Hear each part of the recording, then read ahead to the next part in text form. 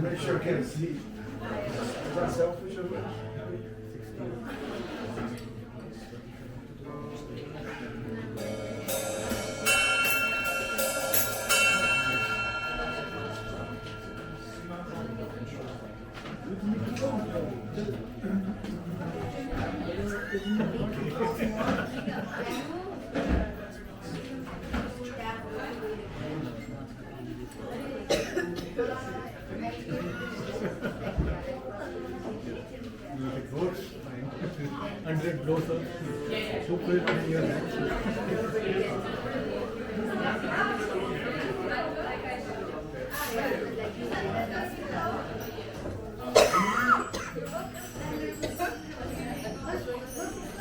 Come on everybody, there's plenty of space in the front here. Come on in. The show is about to start.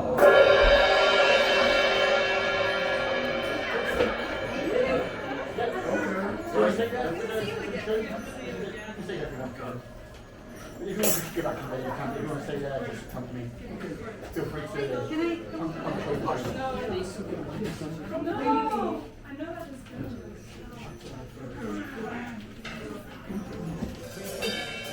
Okay. Yes, you're in the second half. Right, you and Joe.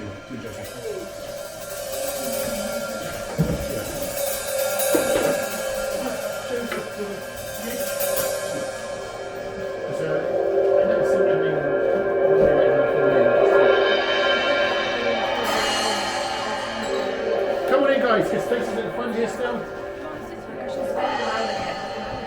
There was a risk we may not earn here through earnings. Yes, well, you're not going to play when you. It's not going to play during the plays. It's okay. Of course you can. So you want to see, you can see you have better view. No, it's, yeah. Just basically help yourselves. Okay, from here I can actually see the camera. Please be mindful of your feet. That's it there. Come on in everybody, come in the back there.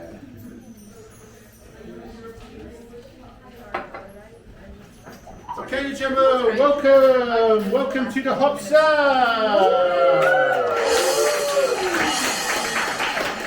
Have we got a show for you tonight? Yes, is the answer. We have got a show. Otherwise, there wouldn't be much point being here, would there? So, tonight, here we have our first half list. Mega. Ryan. Attila. Kevin. Sailor. Ken. How good about us? Ruby. And competition.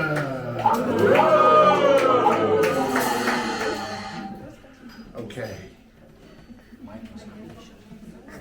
In England once there lived a big and wonderfully clever Pig. To everybody it was plain that Piggy had a massive brain. He worked out sums inside his head. There wasn't a book he hadn't read. He knew what made an airplane fly. He knew how engines worked and Die. Right. Always a comedian, isn't there? He knew all this, but in the end, one question drove him round the bend. He simply couldn't puzzle out what life was really all about. What was the reason for his birth? Why was he placed upon this earth? His giant brain went round and round, alas, no answer could be found. Till suddenly, one wondrous night, all in a flash, he saw the light. He jumped up like a ballet dancer and yelled, "By gum, I've got the answer." Very good there. Well done. Part two to come later. But let's go on with the show. So we will choose the performers at random. But Brian will go first because he is the official master of disaster, and my life would be spent in plaster if I didn't let him go first. Okay, now that will be a bit of a random thing. Okay, so be ready first half, people, and in the second half, well, shall I already reveal the second half? No, I won't yet. Well, okay. No, I won't. It's too much. It's but there are a few people for second half, so there's still a few spots left for second half as well. So feel free to approach me during the first half or during the break and say, yes, I want to go on the boards myself. Is everybody ready? Yeah. Is everybody steady? Then let's go! Jordan and Eric.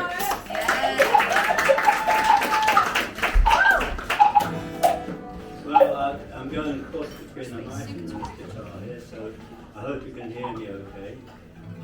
Now this song is one I wrote back in '96, and it's about Orpheus and Eurydice.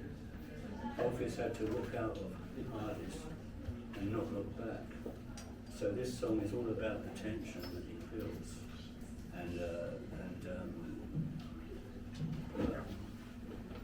I need to explain anything else.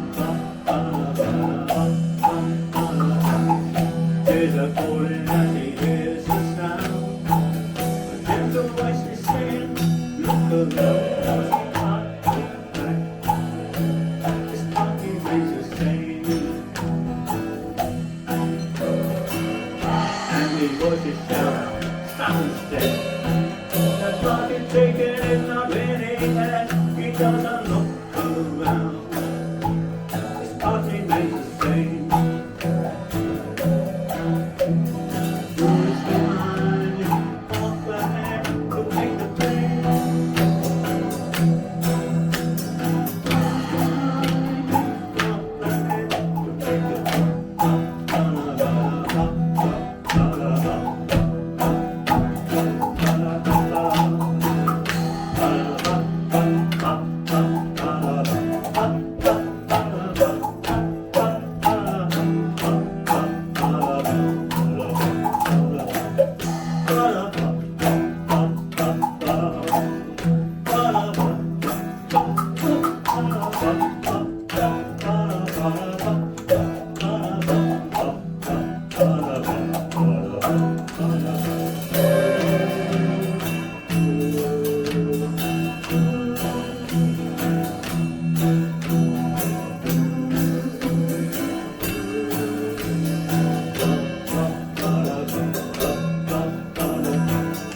hurry forward and place where he is found a sanctuary, a place he can look back to see us standing there.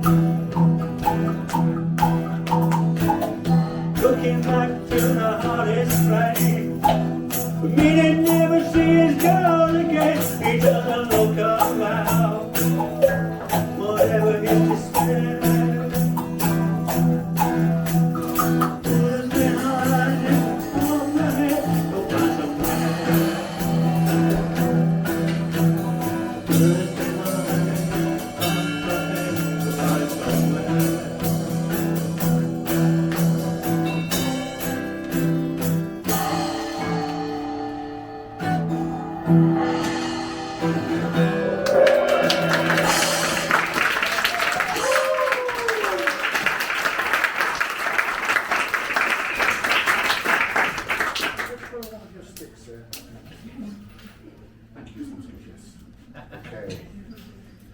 So thank you very much, Brian.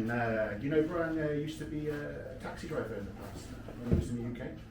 Worked for British Rail. So, connection there? What's that? He was a taxi driver for the rail? Any? No, taxi driver, worked on the radio, on the railway, as On the railway? customer service, revenue protection, loads of other jobs I've done. Yes. Really, so. He's a traveller and a dreamer. No, not in England, but it's working. Okay, so here we are next. So I'm going to ask for a little bit of a compliment from Eric for this. So you just concentrate this, don't look at me, just focus on the business, and you'll play for a few seconds, and whoever the stick lands on will be the next up. Are you ready for this? Okay. So.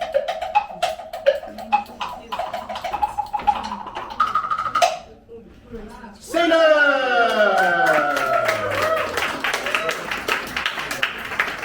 Come on board.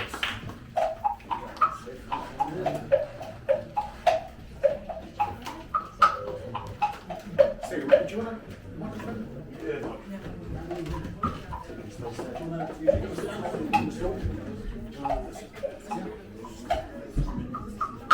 Good evening.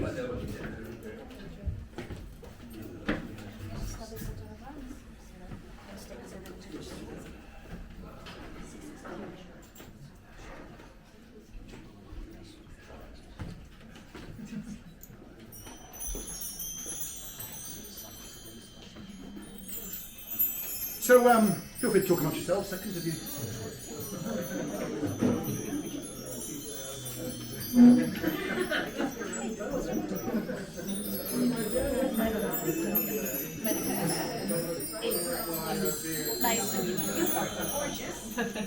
Good evening. I'll give you a few poems. First one's called Unforgivable. You have to forgive a writer for being driven. After all, in the best of times, we funnel the thoughts, ideas, and passions that live within each one through the dark and ink-filled tunnel of our cathartic phallic pen. You have to forgive a writer for being but an ornament perched proudly on the steaming locomotive of a raging train of thoughts. And yes, we rattle and we race through your devastated mindscapes, through the mountains of petrified illusion, through the tunnel of Earth's womb, through the darkness of your hollow nights. You have to forgive a writer for dissecting your life, your manners and mannerisms, for inscribing and describing to the bone and way beyond, for the inviting treasure map that makes adventure undeniable, madness justifiable, transgression of the known you, a desired, unacceptable necessity. You have to forgive a writer for knowingly, unforgivably being there.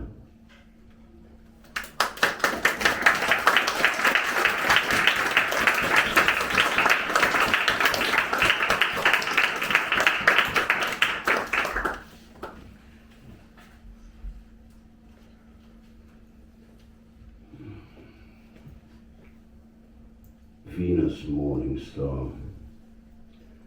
Addicted to life, addicted to breathing, this is not a good boy's survival camp. Sonic levitation, one drop of consciousness flying on whale song. Society breeding movement in the rhythm of time, slow like Buddhas. Inevitable change for the fun of functionality, fun, funk, functional, the natural way of well-being. Geometric rabbit holes, mala beads, DNA staircase. Talk to your ancestors on the MRI and let them speak tomorrow's sense. Biomagnetic hum deep in the coils, the nerve snake never sleeps. Blossoming minds, petals sensual at the dawn of understanding, tenderest souls in the morning dew, soul connection to the deep and mighty, gyroscopic whirl, colors spiraling into connectivity, emotional forecast, blue as the sunniest of skies. Yet the night flies so steadily, navigating by Venus' grace. O Venus morning star, steadfast with the dawning sun, be vilified no more. Fear is the freedom to fear freedom, within and around, with naught but a light up in the sky to navigate through the near and by. Be addicted to the rush. Be addicted to fresh air and attitudes alike. Be addictive like the good life, love and grace on the night-long run, love and grace to Venus morning star. Screw the bad boy ideology, love the woman unknowable, dark embracing light.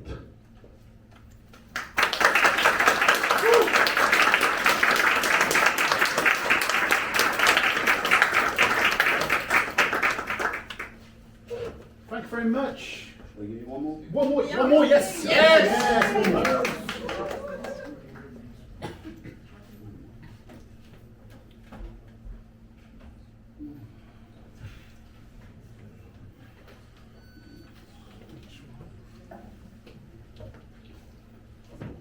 By now, I rely on my happiness to keep me out of trouble. The concept of understanding the mere possibility of a smile finding my face a great living space, as marbled and warped as my expression feels.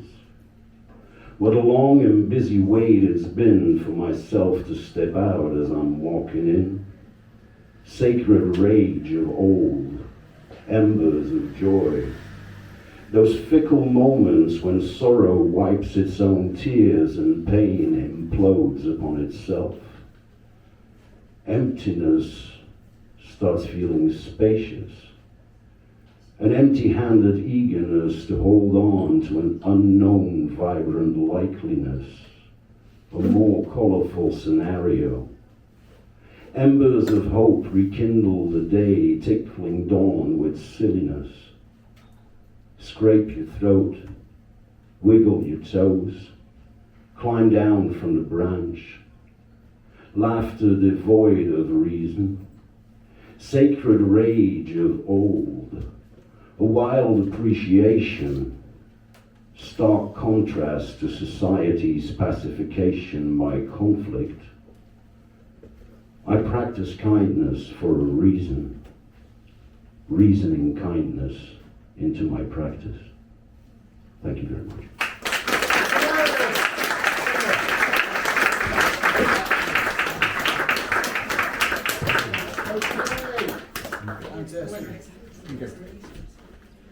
And there's also, for all performers tonight, there's a drink courtesy of Den Hopsack. Thank you very much, Hanneke.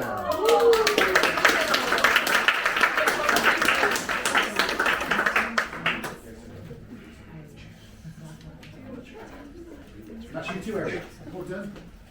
So perhaps between that, when I announce the name, then maybe you can sort of fill in a little bit of sound to kind of keep the atmosphere up there. Hello there at the back.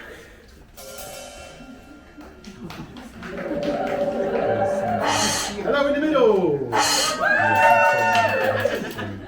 And hello in the front. Okay. Who's next? Let's find out.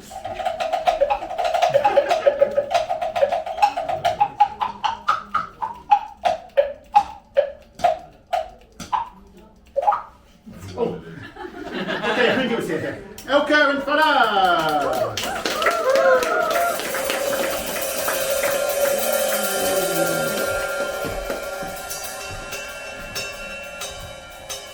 Hi Elke, what a surprise to meet you here. Yes, isn't it just? Totally. So Elke and I want to improvise something for you. It's an improv game, since you know, like quite some people here know each other from an improv group, Mixed and United. I believe also there are, oh yeah, there's a sheet.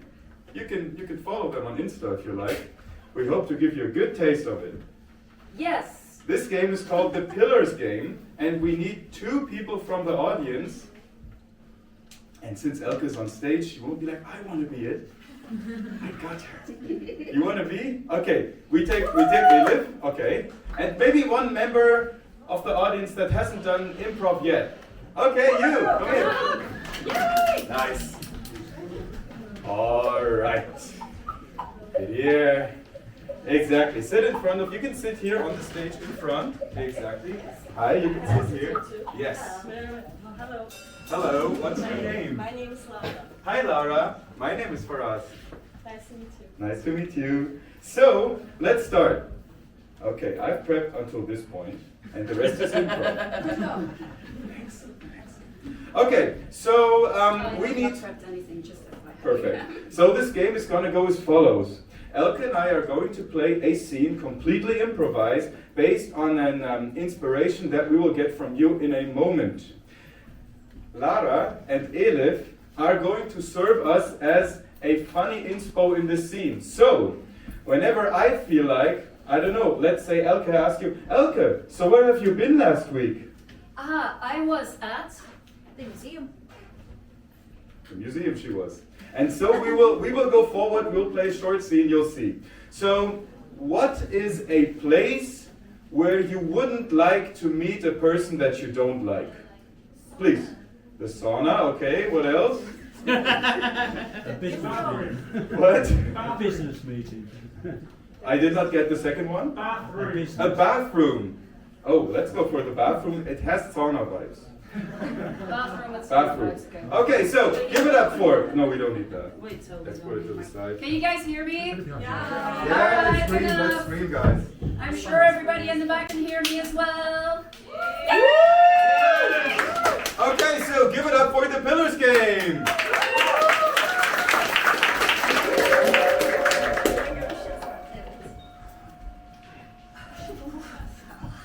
Jenny? What? I think this is going to take a bit longer. Seriously? I mean, Jeremy, this is not what we discussed.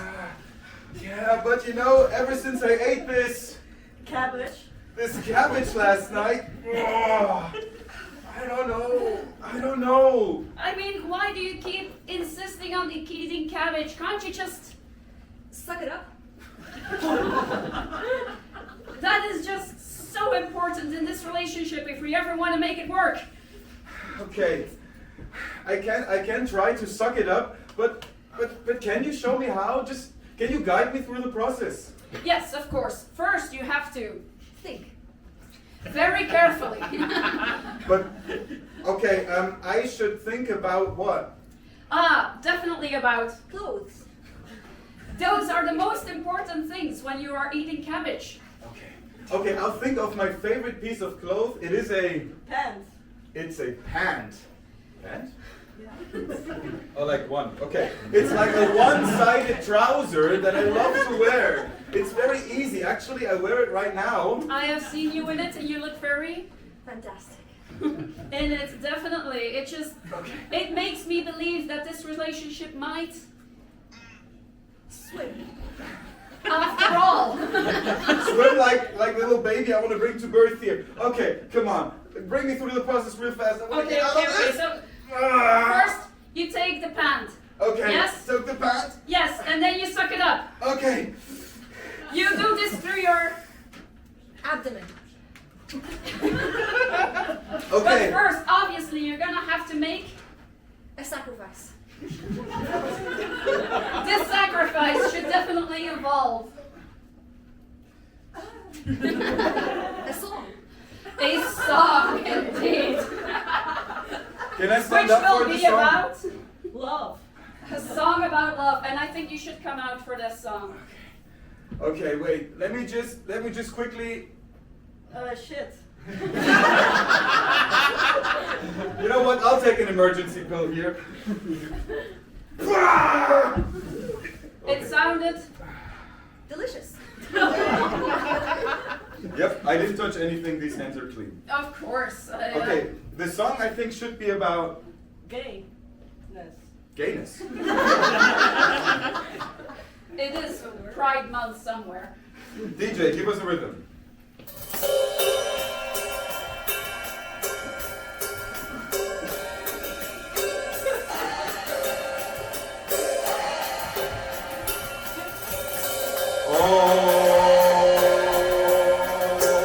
Oh. Gayness is not for wusses.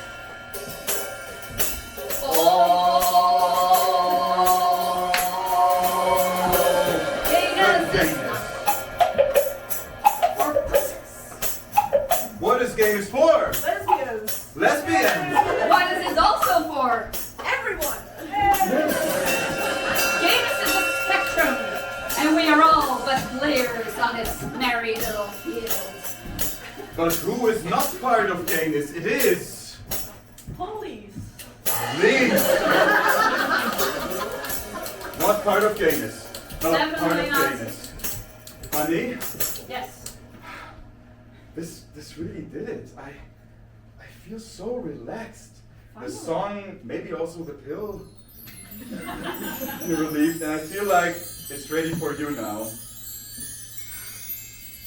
Go and take a deep breath. I will make a sacrifice. Okay.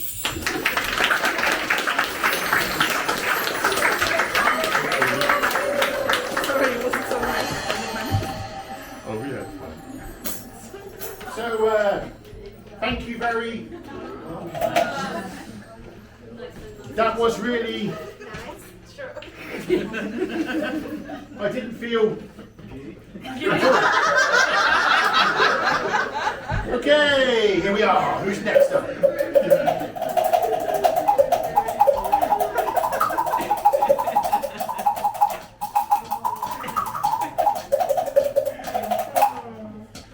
Ruby!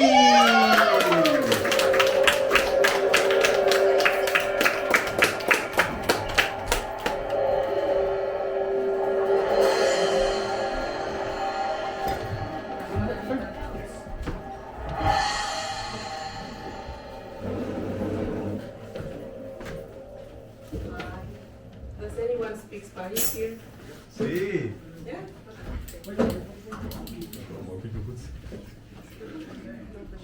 Can you hear me now? Yeah. So I'm gonna read the poem I wrote.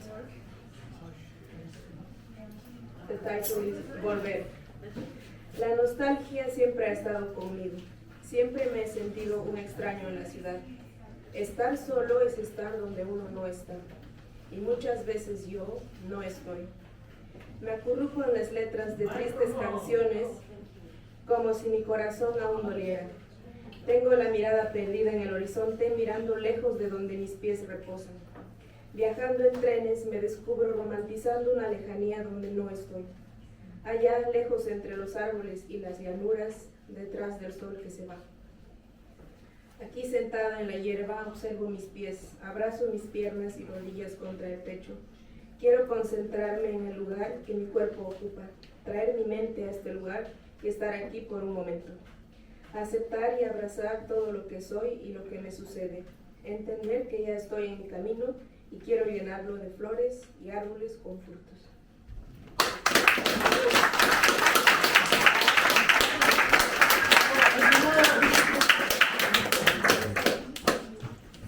Ok, muchas gracias, Rudy.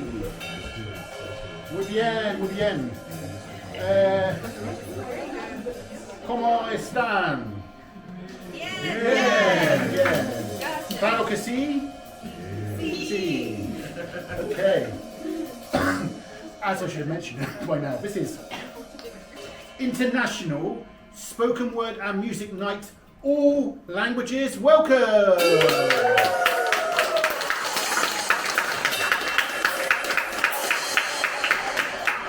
Okay, who's next up then?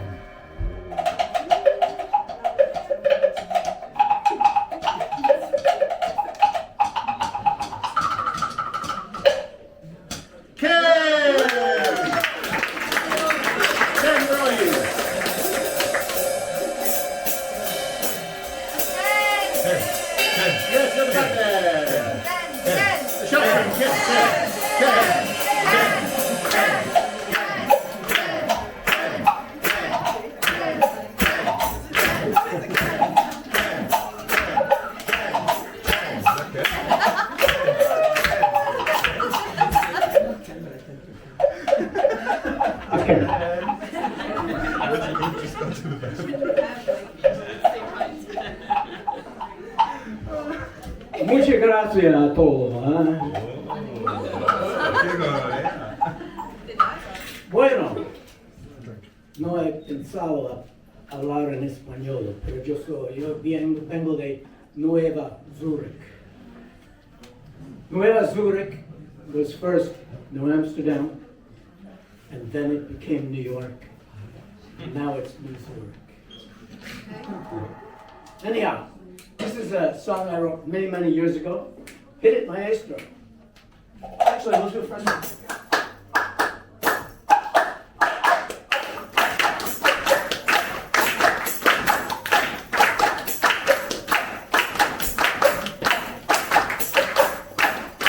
Well, I'm an animal playing a guitar. Animal playing a guitar. Too close to arms, I think I've come quite far for an animal playing a guitar.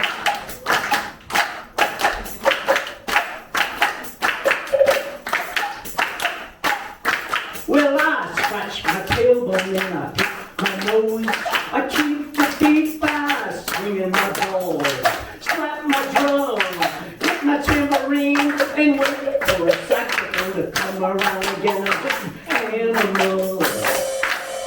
I'm just an animal. Too close to arms, I think I've come quite far. Animal playing a guitar.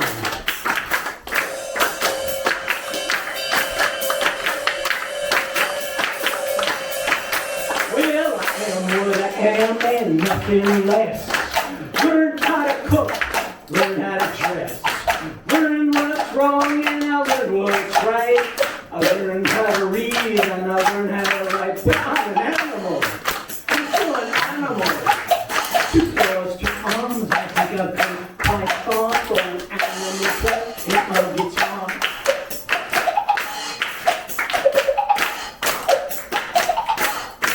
Well, I am what I am and nothing less. Learn how to and I learn how to dress. I learned what's wrong and I learned what's right. I learned how to read and I learned how to write. But I'm an animal. Still I'm an animal. Too close to arms, I think I've come quite far for an animal playing a guitar. So, here's species on the way out. Another species on the way out. That's what all the insanity is really all about an invasive species, and we're on the way out to just animals.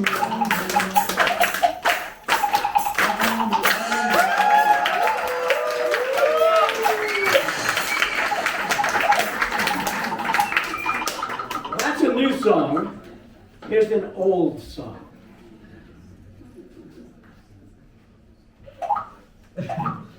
God created everything in 6 days and 6 nights. And on the 7th day, he turned to Lucifer and he said, Lucifer, I want to be entertained on the 7th evening of the 7th day.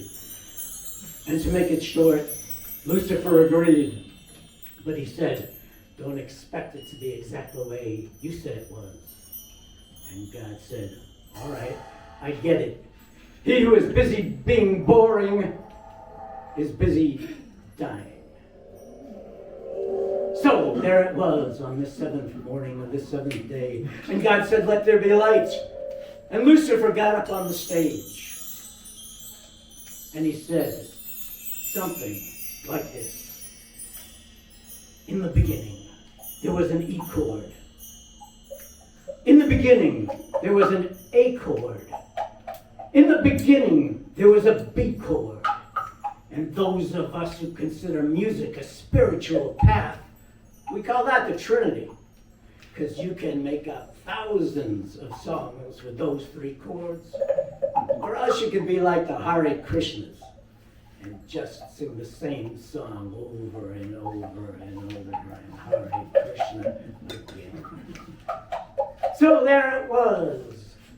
They said, let there be lights. Lucifer got up on the stage and he said something like this. Well, it's 2 steps forward and it's 1 step back. Time to get back on the forward track. Baton pass, fumble exchange. We all know God works in mysterious ways.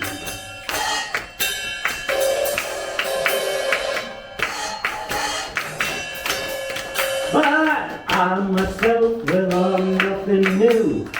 Please allow me to introduce myself. Here's my distorted view. I got the ass of Mick Jagger, the nose of Bob Dylan, the eyelids of Maria Muldaur, the tits of Joni Mitchell. There ain't a soul who got nothing on me. Float like a butterfly, sting like a bee. We're all second generation, yeah, we're all atomic bomb babies. We're all second generation, we're all atomic bomb deformities. Schizophrenia is a product of social evolution. Quadrophenia means 2 more solutions. So long, baby, how I wish I'd known thee. Should have been an actress, baby, with an expansive personality. Yeah. She was a second generation, she was atomic bomb baby. We're all second generation, yeah, we're all atomic bomb babies. Samson and Delilah, they were dancing hand in hand. And once you've made love on a moss-covered forest floor, you don't go looking anymore for the promised land.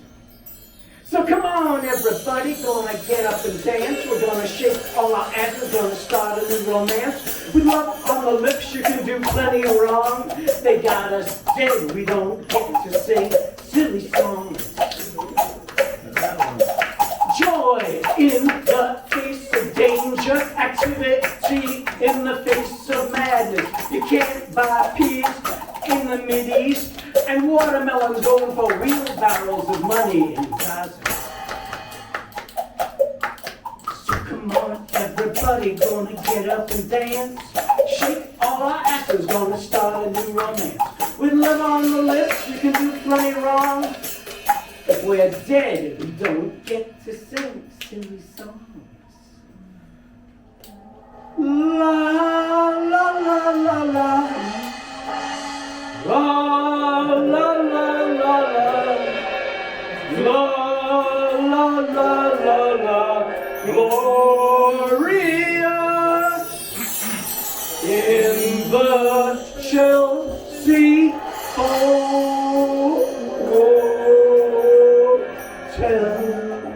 Thank you.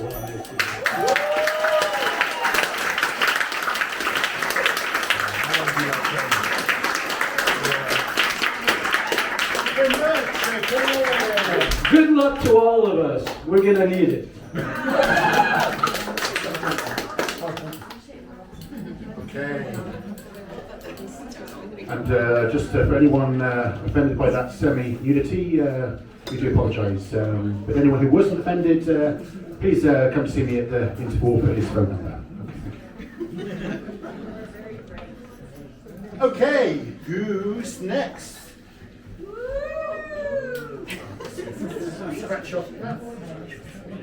So we've got Mega, Attila, Kevin, and competition left.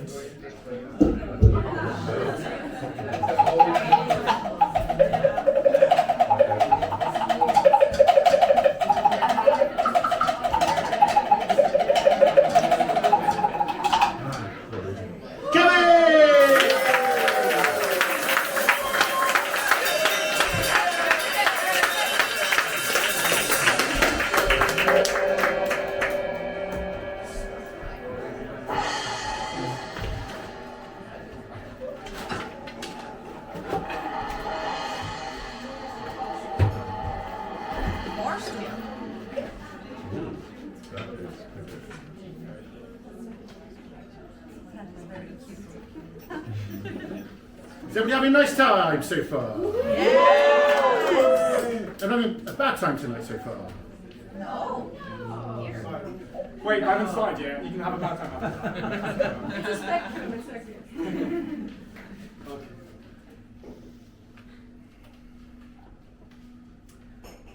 I am not a stranger to the dark. Hide away, they say, because we don't want your broken parts. I've learned to be ashamed of all my scars. Run away, they say. No one will love you as you are. But I won't let them break me down to dust. I know that there's a place for us, for we are glorious. When the sharpest words want to cut me down, I'm gonna send a flood. I'm gonna drown them out. I am brave. I am bruised. I'm who I'm meant to be. This is me.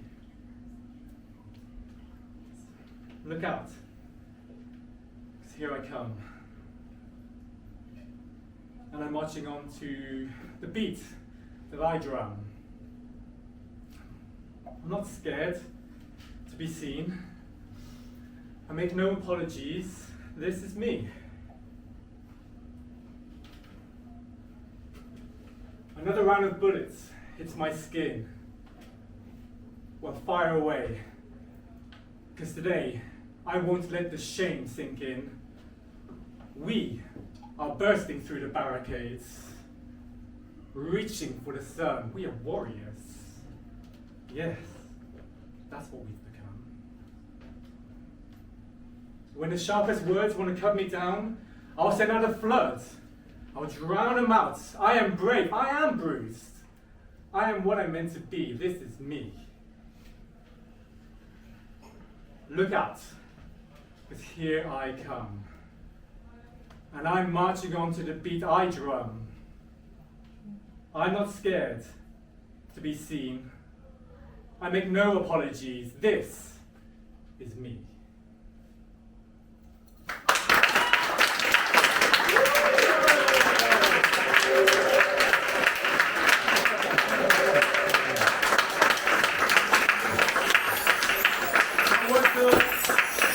That was actually lyrics from a song written by Den Let me check the names quickly.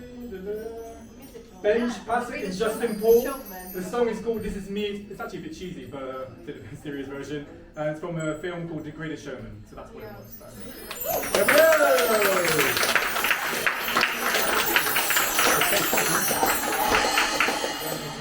Okay, so Kevin's done. That leaves us with just Mega, Attila, and competition. Let's see.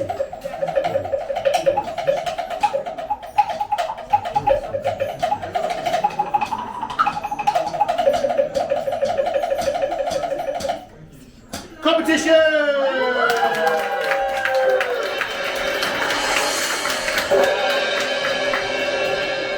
Now I'm going to ask for volunteers who want to take part in the competition. We need 3 volunteers, okay? 3 volunteers who want to go for the prize. Perhaps someone hasn't been performing tonight, so they won't have performed.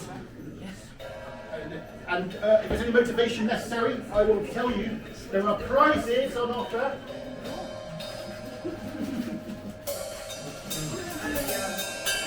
Packet of Sainsbury's Earl Grey tea. And some off-season Milka. Yeah, right. Out-season, huh? Pretty exclusive. Not available in the shops until about Christmas. So, Are these 2 prizes or 1 prize you can choose. You can choose. The second half will be for the other prize. So 3 volunteers to come to the stage. Who wants to go for the competition? Anybody? You'll find out. You'll find out.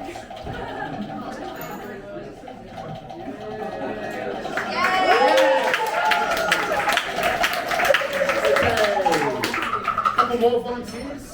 I'll try here in the front. Come on, people. Involves in using your own language. Yes, good. Yes. And Taryn, yes, okay.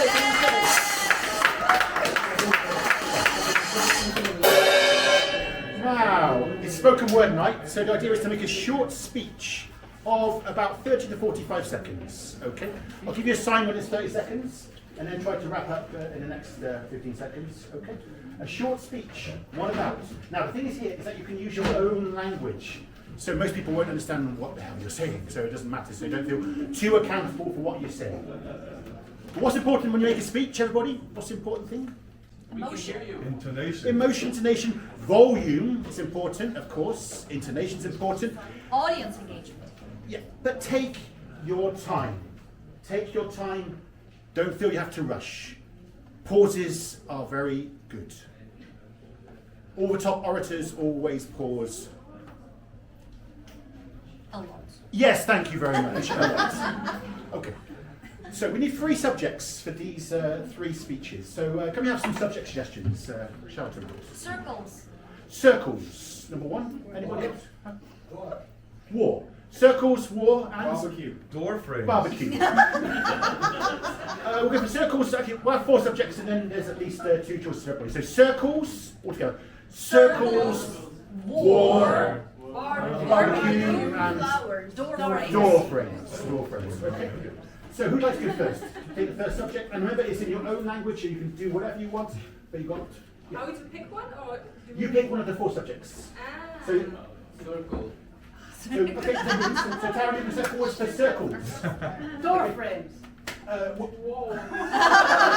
Okay, we have to wait a turn. Okay, Wait, fine. so Tara, come to the forwards. Do you want to use the microphone? I mean, I chose circle first, so I can go last. No! Yeah, the idea is that it's spontaneous. So you say circles, you do circles. Okay? Come.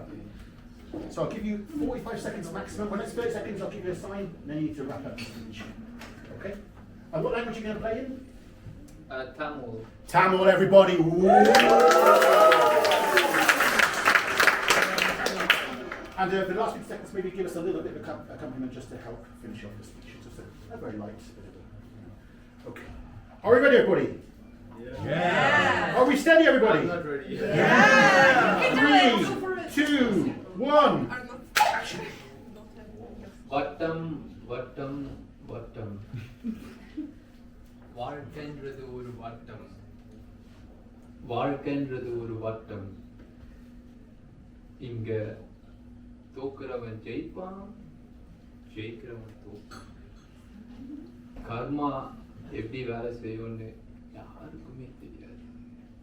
ஆனா அது வேலை செய்யற நேரத்துல கரெக்டா வேலை செய்யும். ஆனா நீ என்ன பண்றன்னு உனக்கே தெரியாது. ஆனா அந்த ஆண்டவனுக்கு கன்ஃபார்மா தெரியும். இதோட இந்த வட்டத்தை முடிச்சுக்கிறேன்.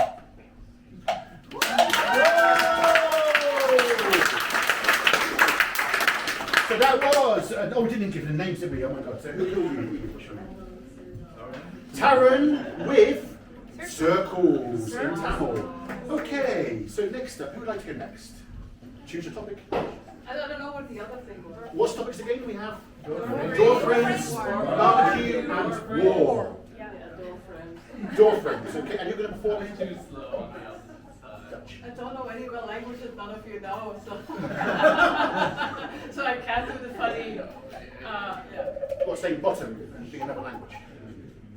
Yeah, I can't like fool any of you because most of you speak at least Dutch or English. No, I'm gonna do this in English. I'm gonna do this. In order. Helemaal in order. Is it in order? Is it in order? Yeah. Echt waar, hè? No, but I think for door frames to work. But I don't know Dutch, so you can. No, okay. No, I'm gonna do English. Or I don't know English as well. So. Yeah, let's go. It's up to you. It's up to you. Okay. It might count against you in the final results, though. But okay, we're going to go for English. Good. Okay. So we have, and this is else. Talking about door frames in English. Ready? 3, 2, 1. Thank you for your attention. I wish to share a word with you about a very dear subject, door frames. We all know how important they are. Sometimes we don't realize or think about it very thoroughly, but they connect.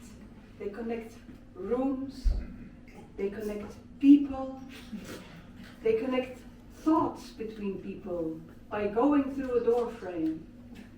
It's just how you frame it. Going through. Let's all say it together. Door frames. Thank you. Thank you so much.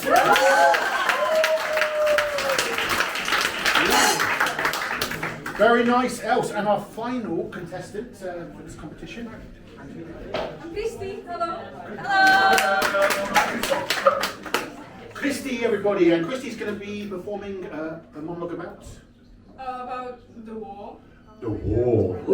Yes, the war in general. It's up to you. War. Okay. 30 seconds. You hear a sound? Any language? Yes. What? Yes. I can't decide. I think I'll go for my mother tongue, but I might. You might mix it up a little I bit. might mix it up a bit because my brain goes in multiple directions at once. Okay, so Christy talking about war in multiple languages. 3, 2, 1. Woo! Oh, what have I done? The war. Walka. Is there any Slav around here? Hey! Okay, maybe you'll understand a bit. Okay, I apologize in advance. I'll be all swearing. Walka. Myslím, že jsem ve válce sama ze sebou. Protože pokaždé, když se mě někdo zeptá, hej, odkud seš, kdo seš, odkud seš? Vždycky si říkám, já nemám žádný exotický příběh, nemám žádný silný příběh za sebou, nemám žádný příběh, jako mají lidi z Ukrajiny, lidi odkudkoliv ve světě. Já jsem ve válce sama za sebou, ale odpouštím si.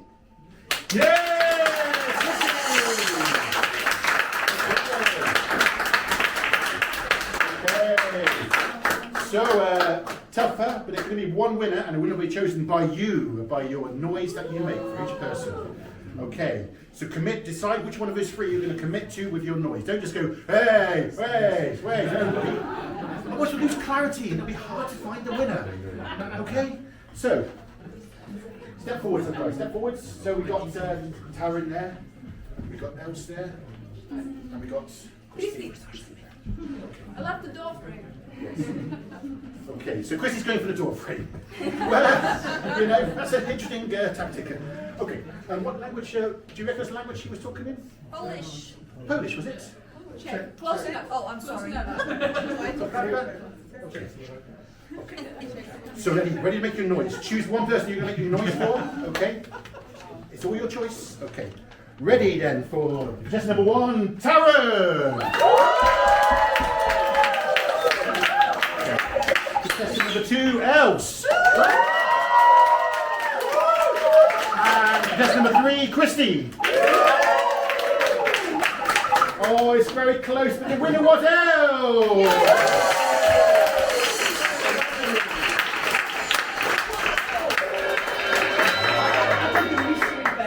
Okay. And it was Elsa's birthday the other day, so she won it for her birthday, so let's sing for her all together. Happy birthday to you. Happy birthday to you. Happy birthday, dear Els. Happy birthday to you.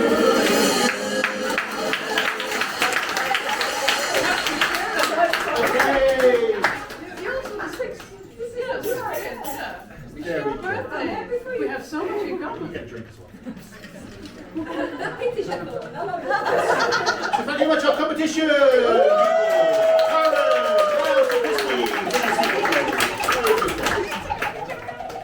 Oh. Okay, deep breaths, everybody. Ready for our last 2 acts of the first half. Here we go. Negative.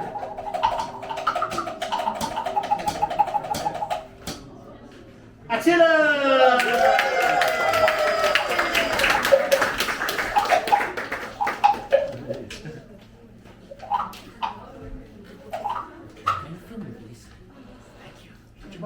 No, it's fine. Hi everyone. Tonight I don't have any original text from me, but I have a nice little speech here from the TV series Fleabag. Yes. Fleabag's here. Then you'll definitely know what it is. It hasn't had.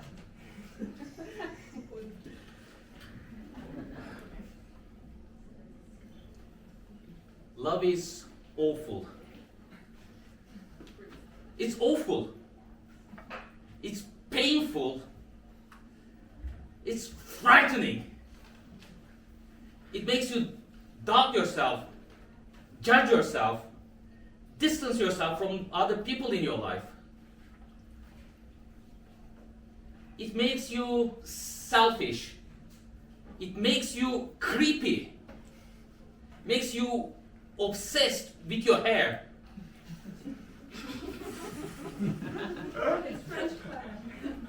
Makes you cruel. Makes you say and do things you never thought you would do.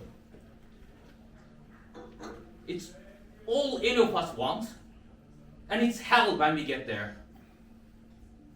So no wonder it's something we don't want to do on our own. I was taught if you are born with love, then life is about choosing the right place to put it. People talk about that a lot. Feeling right. When it feels right, it's easy.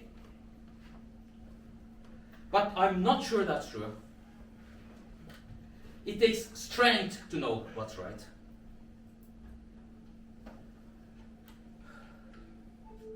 And love isn't something that weak people do. Being a romantic takes a hell of a lot of hope. I think what they mean is, when you find somebody that you love, it feels like hope.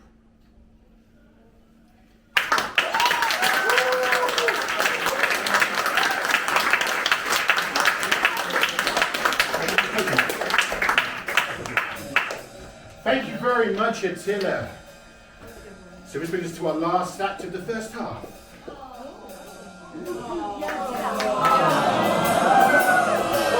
It's okay, it's okay. There's going to be a second half. Okay, so who's our final act going to be? Mega! Wait for it. Formalities, formalities.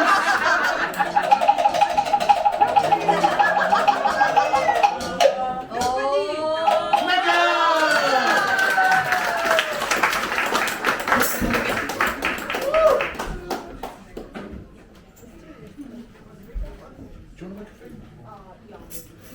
See anything? Am I audible? Yes. Yes. A little closer, maybe. A little closer for the people in the back. Yeah? Okay.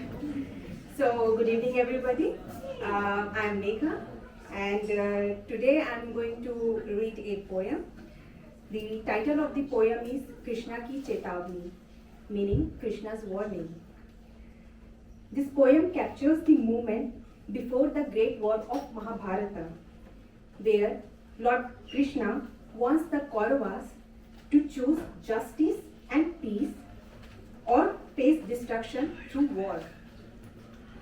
For those who are not familiar with Mahabharata, it is an ancient Indian epic about a family conflict leading to a massive war.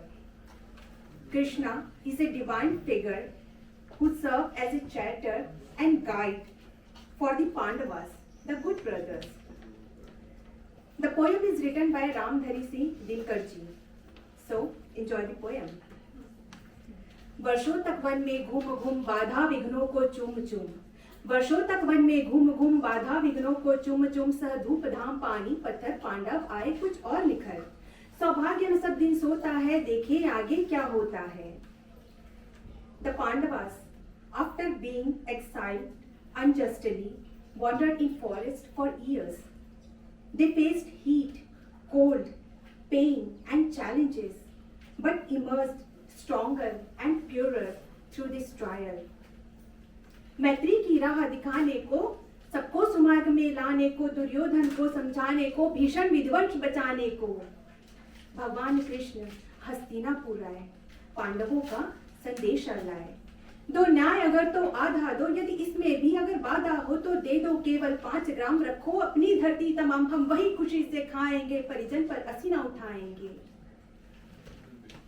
Krishna arrives in land of Hastinapur as a messenger of peace.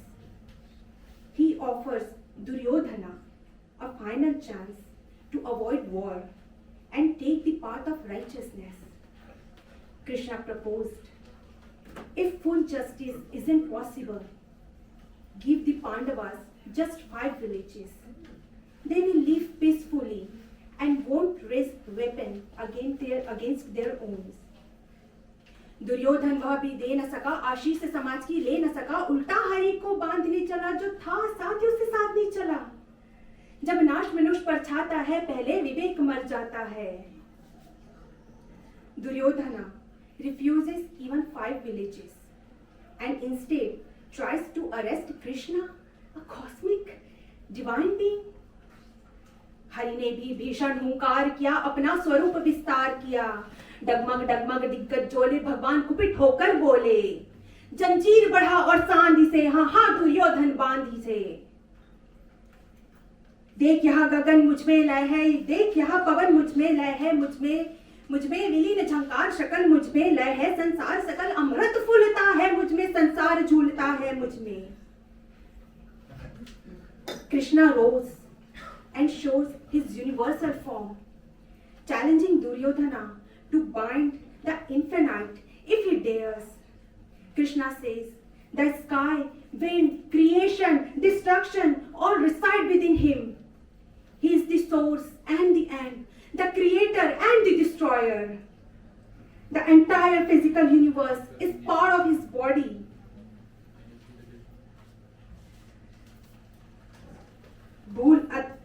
भूलोक अतल पताल देख, गत और अनगत काल देख, यह देख जगत का आदि सृजन, यह देख महाभारत कारण.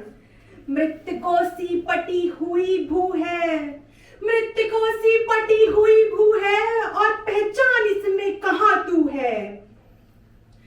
Krishna reveals the past, the present, the future, heaven, and the coming war. He shows Duryodhana the battlefield of Mahabharata and challenges Duryodhana to find his place among the dead. बांधने मुझे तो आया है, बांधने मुझे तो आया है, जंजीर बड़ी क्या लाया है। यह बांधना चाहे मुझे मन तो पहले बांधिए अनंत गगन।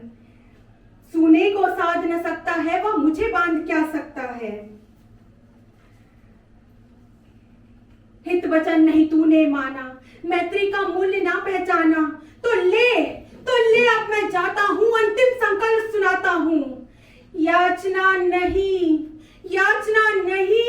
अब रण होगा, जीवन जय या कि मरण होगा।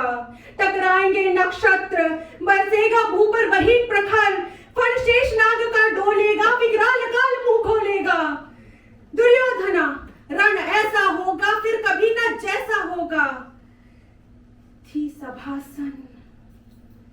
थी सभासन, सब लोग डरे, चुप थे या सब थे बेहोश खड़े। केवल दो नर आघाते थे, धृतराष्ट्र विदुर सुख पाते थे। कर जोड़ खरे प्रमुदित, निर्भय दोनों पुकारते थे, जय जय जय जय। Krishna now withdraw peace and declares, no more begging, only battle.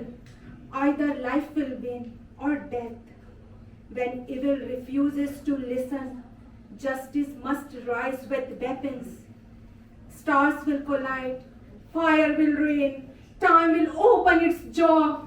A war like never before will begin. The battle will cosmic and irreversible. Brothers will slay brothers, death will reign, vulture will feast. Duryodhana, you will be cause of all this destruction. He will lie dead among dead. The court is stunned. All are afraid, are unconscious, except two, Dhritarashtra and Vidur, who realize the truth and chant, "Victory! Victory! Victory!" Thank you all. That's all.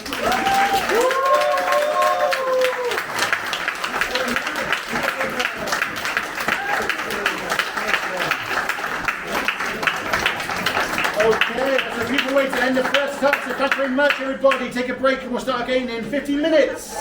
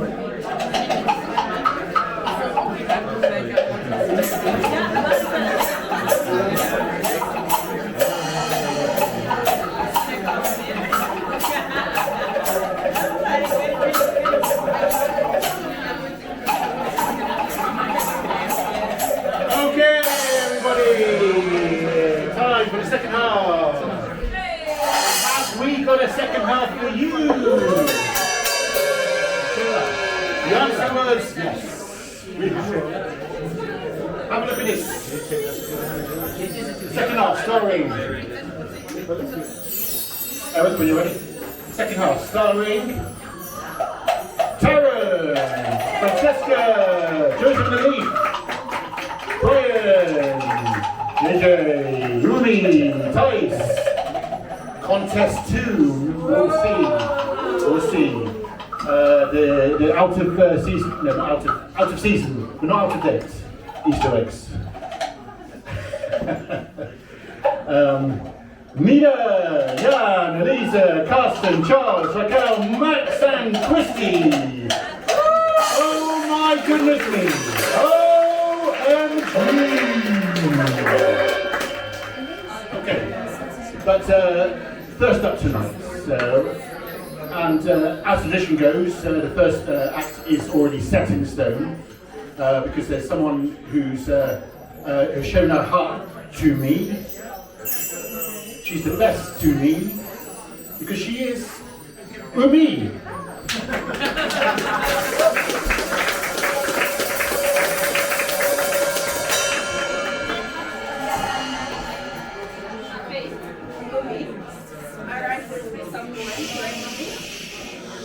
Order! Order! And today probably I will read 3 of my poems. I'm not sure. Probably 2, it depends how I feel at this stage. So, one poem is in English and it's called A Bench of Emotions. Yes. You are a bench of emotions, honest, like a moment of solitude in a water mirror, in front of a water mirror, in a river of emotions. You are a bench of emotions, brave like a princess in a battlefield. She does not have any sword to fight her own delusion.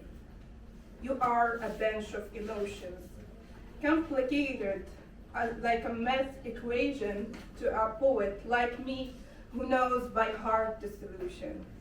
You are a bench of emotions, delicate like a rainbow light far away in the sky that has survived a reflection, refraction, and dispersion. You are a bench of emotions, confusing like a surgeon artist, mesmerized by the ECG graph of ECG graph. She forgot about her dying patient. You are a bench of emotions, impatient like a typical author. Instead of starting the story, he's still fantasizing about the magical conclusion. You are a bench of emotions. You have got me and I and all the beautiful flowers I carefully chosen. You are a bench of emotions.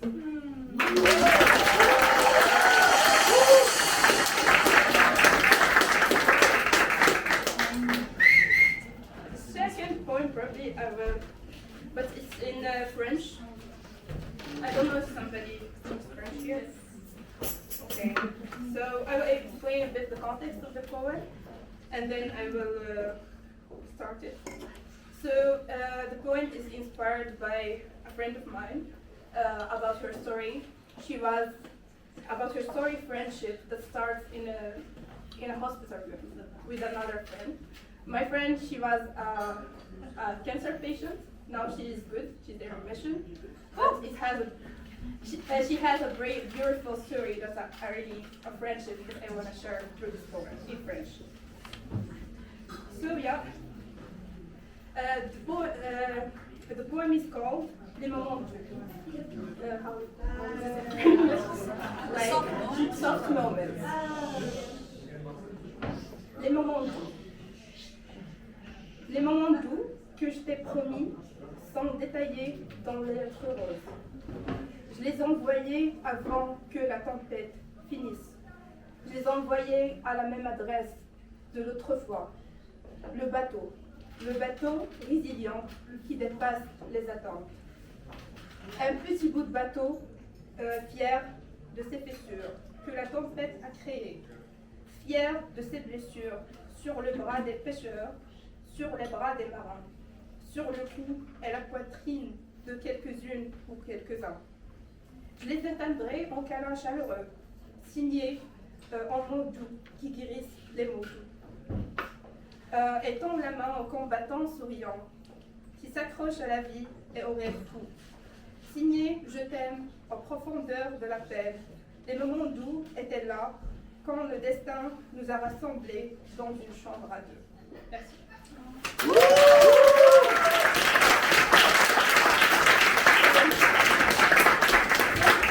Since my anxiety hasn't taken over yet, so I will also say recite another poem. It's in English.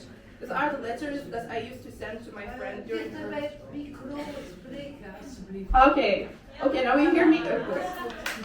So, there is like a poem, but not, it's like prose, poetic prose, that I used to send to my friend during her time, and during her challenging time, and to express my love to her.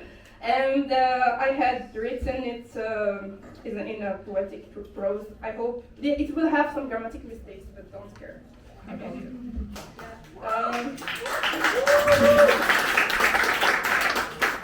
So this is a letter to my best friend. One of the letters that I used to send to her. During her... Yeah, sorry. Thank you, it's okay. Okay. She gets the idea by now, thank you.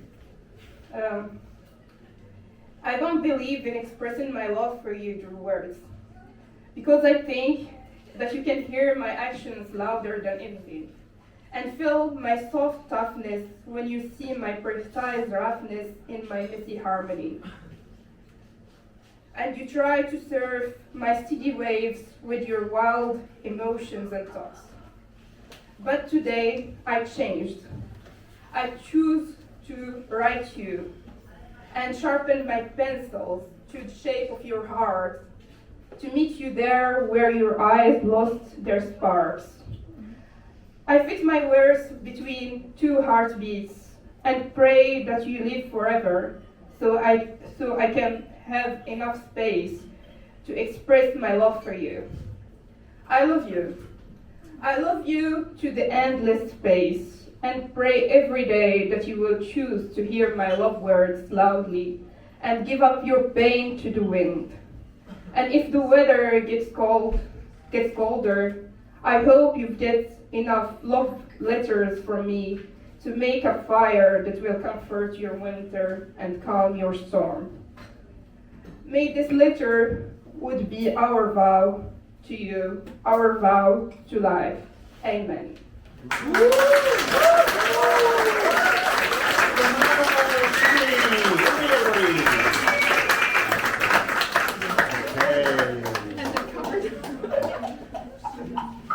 And next, who's coming from the board?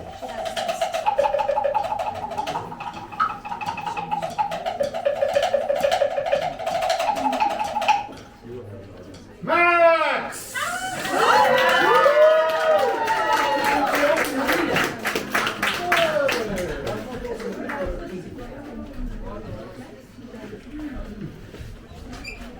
I have to air it out once I get up here.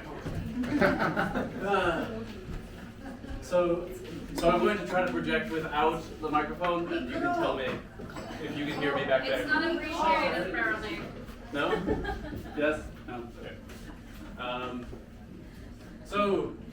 I will give a poem written by that Englishman Auden in 1939, when he was thinking a little bit about what a bureaucratic state could or maybe should know about the good life.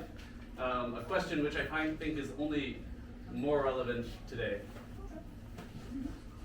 So, if you would for a moment imagine a statue dedicated to the unknown citizen, and here in fine letters is the epigraph. He was found by the Bureau of Statistics to be, in the modern sense of an old-fashioned word, a saint. For in everything he did, he benefited the greater community. Except for the war, till the day he retired, he worked in a factory and never got fired, but satisfied his employers, Fudge Molders Inc. Yet, he wasn't a scab or odd in his views, for his union reports that he paid his dues. Our reports on his union shows it was sound, and our social psychology workers found that he was popular with his mates and liked to drink. The press are convinced that he bought a paper every day and that his reaction to advertisements normal in every way. Policies taken out in his name prove that he was fully insured and once in a hospital, but left it cured. Both Producers Research and High Grade Living declare that he was fully sensible to the advantages of the installment plan and had everything necessary for the modern man: a phonograph, a radio, a car, and a Frigidaire. Our researchers into public opinion are content that he held the proper opinions for the time of year. When there was peace, he was for peace, and then when there was war, he wept. He was married and added 5 children to the population, which our eugenist assures us was the right number for a parent of his generation. And his teachers, they assure us that he never interfered in their education. Was he free? Was he happy? The question is absurd. Had anything been wrong, we should certainly have heard.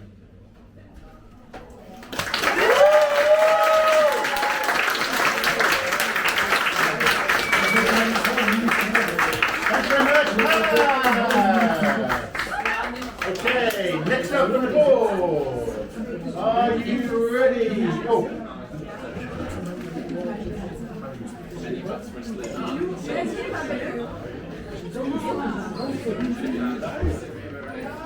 Okay, Eric. We're not burning, right? Okay. There's no fire, right? Ready, everybody? Yeah, why did you close it? Yeah, the burning smells appear to have been. I don't think there was a I do. It's very cold. I try to get out of the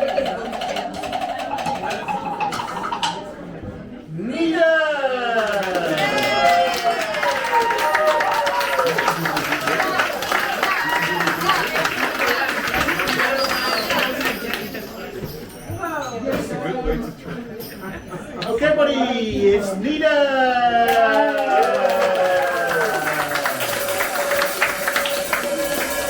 Actually, I'm quite nervous. This is my first stand-up. So I asked the guy I'm dating to give me a pep talk. Yes. And he said, "You're such a good talker, I blew my chance at making out with you."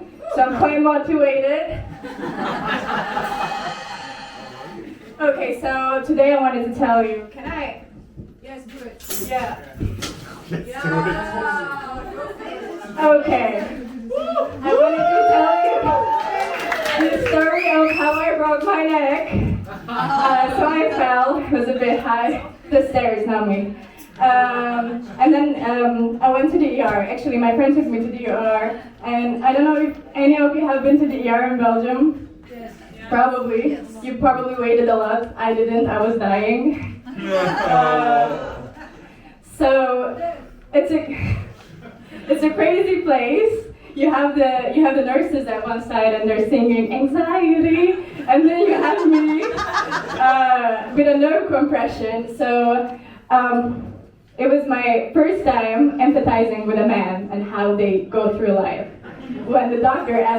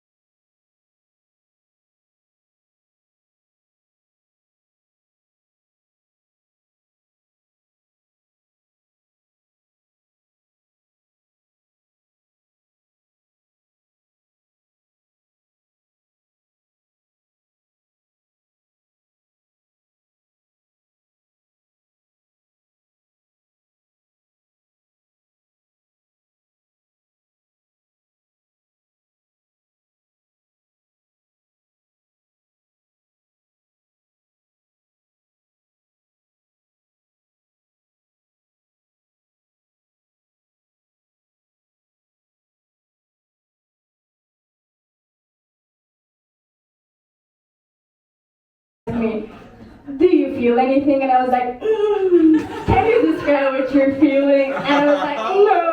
Do you want me to call your mom?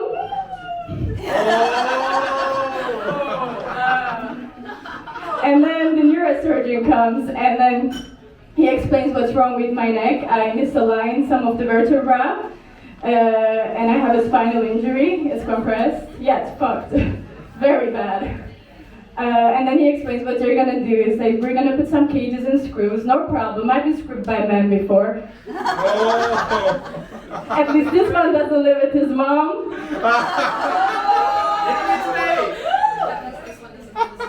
Okay. And then the surgery happens. It was actually quite a long story, but I'm gonna fast forward it with you. They put a lot of morphine after the surgery. Oh, surgery was a success, by the way. I'm healthy. I can walk. Yay. So they put me in the ICU again, and there was a very horrific nurse, but she was kind enough to give me morphine. A lot of morphine. And as she pushes it to my bloodstream, she says, you're gonna feel a bit delusional. Babe, I've dated musicians before. I still worked in Turkey. Yeah, and after the surgery, a friend of mine took care of me, and he was, yeah, we developed this Florence Nightingale kind of romance, because why not, you know? Nothing sexier than a neck brace. But men will burn through anything, literally, like the neck brace, they will burn through a neck brace. I've heard. I wonder how you look like with your bare neck. Probably dead.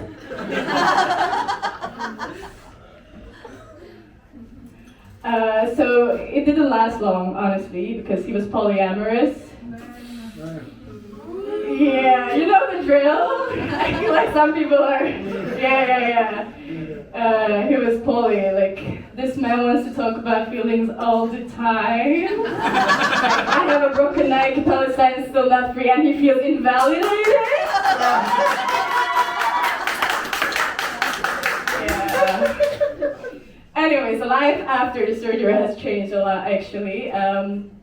Everything is different now. I can move less, more stable, and my neck is just, because they fuse the two vertebrae together, it's very stable and very straight. It is so straight that it listens to Coldplay.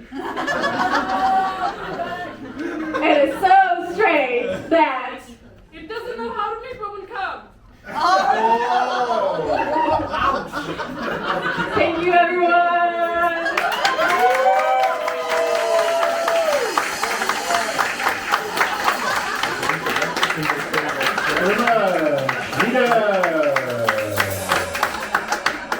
Okay, yeah, thinking about this girl is when you need her, she's there. Okay, next up. Ready?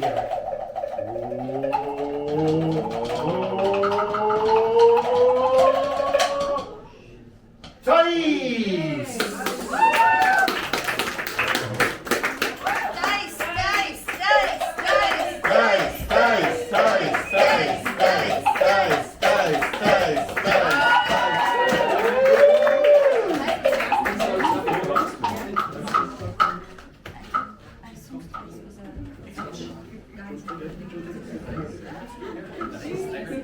Hello everyone. So I wasn't so sure if I would do that because for me, yeah, it's being vulnerable, right, in front of everybody. Yeah. I love to sing. I sing for my boyfriend, so he likes, so I'm here for that too. Well, I'm Brazilian, so I will try to speak a little bit Portuguese today for you. I have a problem of forgetting lyrics, so I'm gonna read a little bit for you, okay? So, if you can just clap your hands a little bit. 1, 2, 3. Thank you.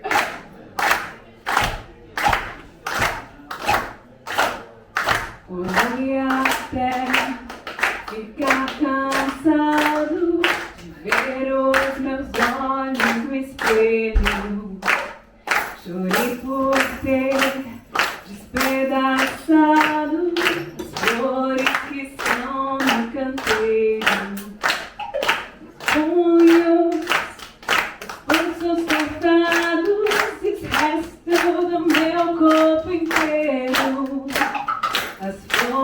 flores cobrindo o telhado embaixo do meu travesseiro.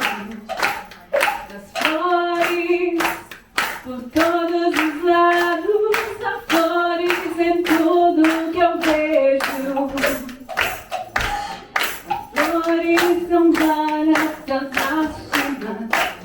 O choro tem gosto de lágrimas. As flores têm cheiro de morte. As flores têm chaves de corte. Flores, flores, as flores de plástico não morrem.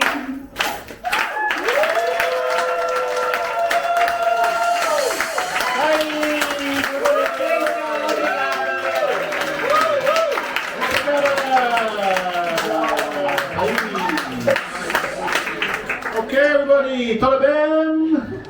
Todo bem? Sí, todo bem. Okay, next up then, let's see. Well,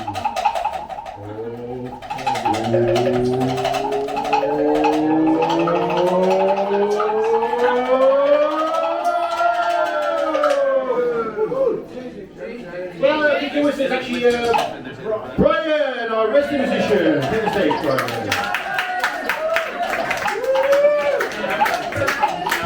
Brian Robert Pierce, he is our resident spoken word and music international language of all languages. Welcome, night musician. He's going to play another song for us with the company of Eric here. And also a little round of applause for our resident percussionist, Mr. Eric.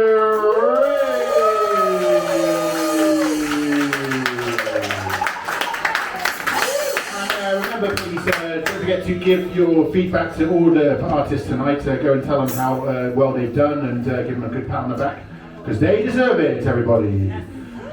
Okay, are you ready for some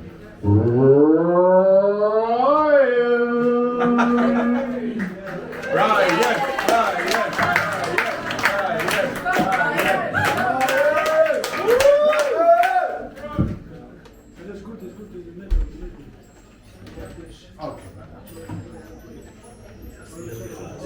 Some technical issues going on here, but please bear with us.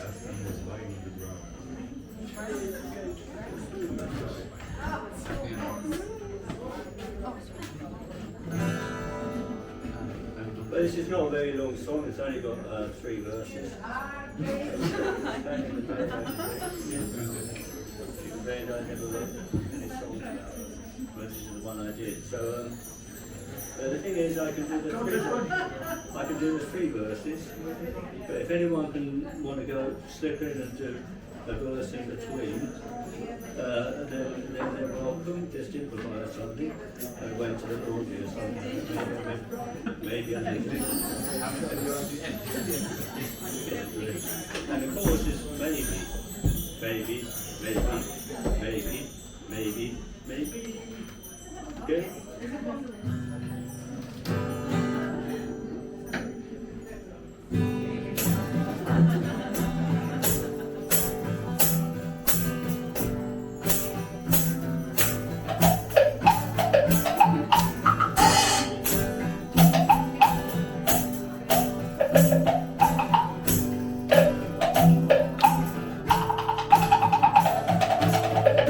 Maybe we will stay together,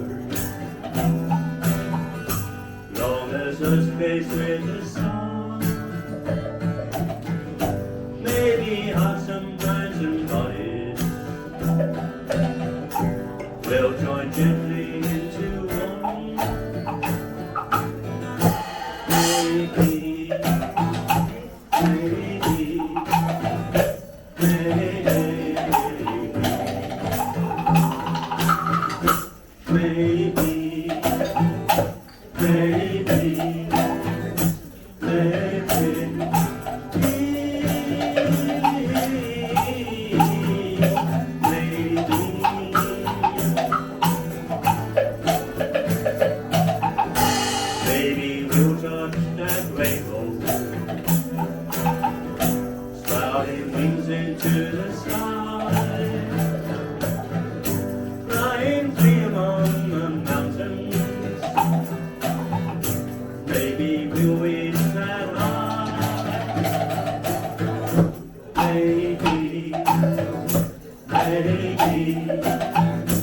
Baby,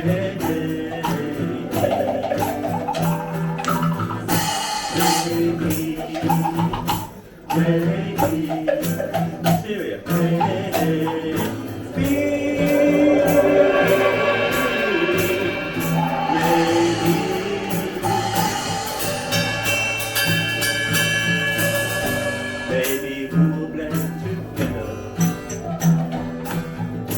sharing love without the pain. Maybe if we keep on trying, there is all of this to gain. Maybe, maybe,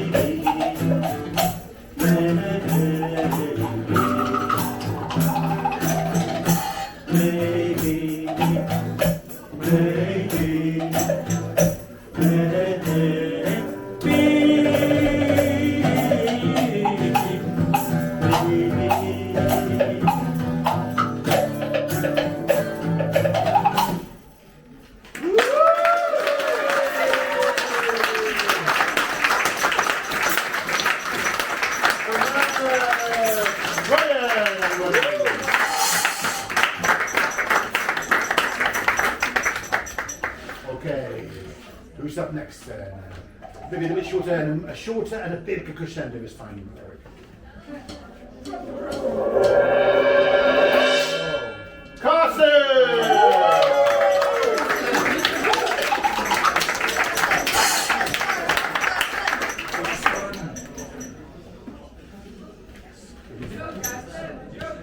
It's up to you. You can, or you can. You can always, if you don't need to ask for anything more, you need to really speak loudly. Otherwise, that's what you do.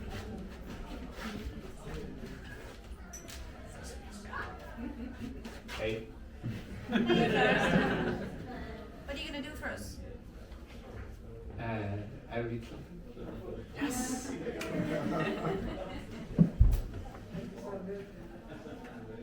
How ridiculous and fascinating at the same time. Reading a story, reading a book. We escape reality for a moment, immersing ourselves in a story of somebody else. Some stories are fiction, some are not. None of them are reality. Our reality, which is right now. There might have been someone's reality, sometime, someplace, or they might not. And yet, we take comfort, joy, and pleasure in immersing in these fictional worlds. We are able to lose ourselves so much in these dreamt up worlds that we lose sight of here and now. Stop realizing what is happening around us. It's not like in a movie where we see and are captured.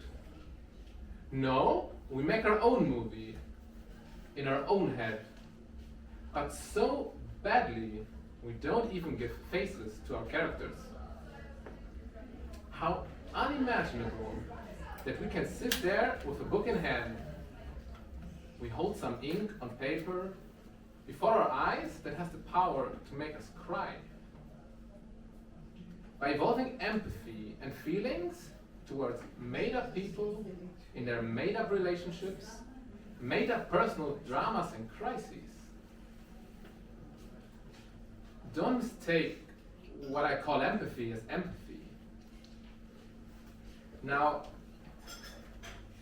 can we have empathy towards something we know doesn't exist? No. Our so-called empathy is just our pervasive, arrogant impulse to make everything about ourselves.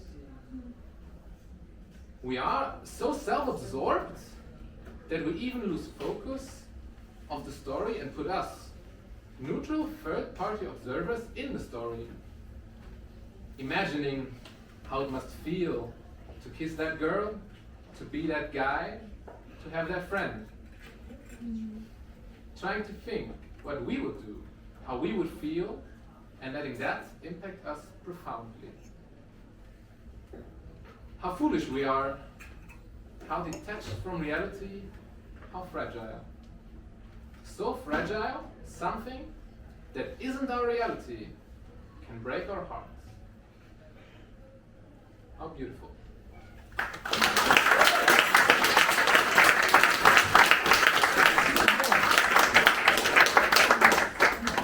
Okay, thank you, Carsten. A little word on one of our sponsors here, Genser Strop. It's a delicious beer available here at the bar. I didn't know it's a strop. I didn't know the story of the Genser Strop, what it's all about, the strop. Tell us. Anybody know it?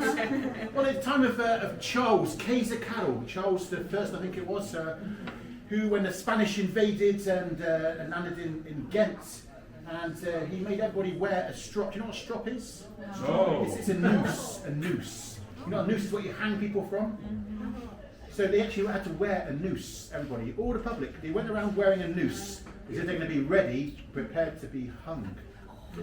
That's it. And the thing was, what's interesting about the word strop is that it's also a slang word in English. Yeah. You know what it means? To be in a strop? Yeah, stroppy. You're being stroppy now. You're being stroppy. You're in a bad mood. To be, oh, she was in the right strop. Oh, he was in a real strop today. To be in a strop. Which I only realised when I came to Belgium and learned the story about the strop. It was actually to have a noose around your neck, which gives it a different perspective, doesn't it? Yes. So that's one of our sponsors, Strop. Do enjoy it. Available at the bar. So thank you very much, Hanneke, for serving the strop. Okay, all our next acts. Here we have.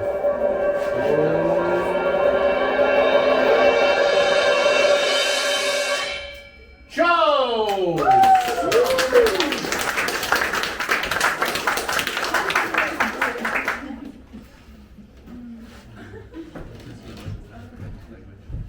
Alright, I think the name Klaus is a bit awkward right now after the story, but I'm not an invader and I'm not in a strop. Good for you, Charles. Yeah. Alright, so I'm going to do a very short poem. It is inspired by my time in Zimbabwe, which is where I'm from, 2008, the global financial crisis, when it happened. Well, it hit us harder than it hit other places. We lost our currency. We haven't been able to recover since then. And I came here to Antwerp to study, to Belgium to study finance. It's kind of linked to the financial crisis. It's a poem I wrote basically in 2008. I think I was 15 at the time. And it was like a maxim, like a slogan. How do you put it? Like a mantra, yeah. It's just 4 words. And it speaks of the human condition in Zimbabwe, but I think it speaks of the human condition in general. So, I want you to kind of do it with me, if we can do it. I don't know if we can, but we can at least try. So, the poem has 4 main words that I repeat, and the first one is that we are people, we are alive, which is the state. Sorry, I got that wrong. We are proud, yeah, we are proud, alive, lost, and found. All right, so that's proud, alive, lost, and found. All right, yeah. So I'm gonna recite it slowly. And hopefully you can join me on the second verse, yeah? All right. So, we are a proud people, alive people, a lost people, a beautiful people, and equally found people. We are a proud people, alive people, a lost people, a beautiful people, and equally found people. Okay, the last part I understand it goes a little bit fast. So you can just say, the last part you can just say we are, you can skip the bit and say we are found people, right? So let's try one more time. So we are a proud people, alive people, a lost people, a beautiful people, and equally found people. All right, now let's try to do it a bit faster, yeah? So, we are a proud people, alive people, a lost people, a beautiful people, and equally found people. All right, that is amazing, ladies and gentlemen. But before I go, I'll do it one more time because I am a performer. It probably sounds better for me as I know the rest of the lines that will go after that. Yeah? All right. So, we are a proud people, a lost people. No, sorry, I messed it up. I'm sorry. You guys are helping me up too much. All right. So. We are a proud people, a loved people, a lost people, a beautiful people, and equally found people, a proud people, a loved people, a lost people, a beautiful people, and equally found people. I'm speaking to old people, to young people, hopefully more people will stop eating off people. Thank you.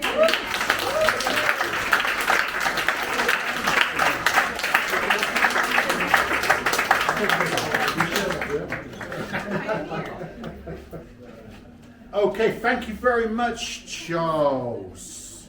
Okay, here we have our next acts. From the boards.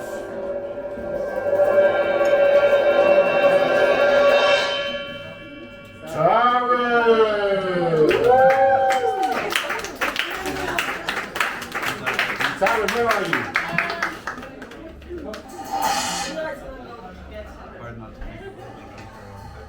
Okay.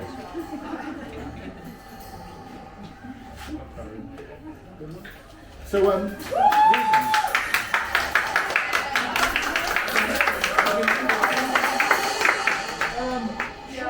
what do you want to do? Because the smoke, it was very smoky. Yeah. There was smoke coming. But it's gone. Yeah, there was smoke. The neighbor's on fire. Ah, okay. So, constant people can be. Thank you very much. Eric, everybody, our window opener.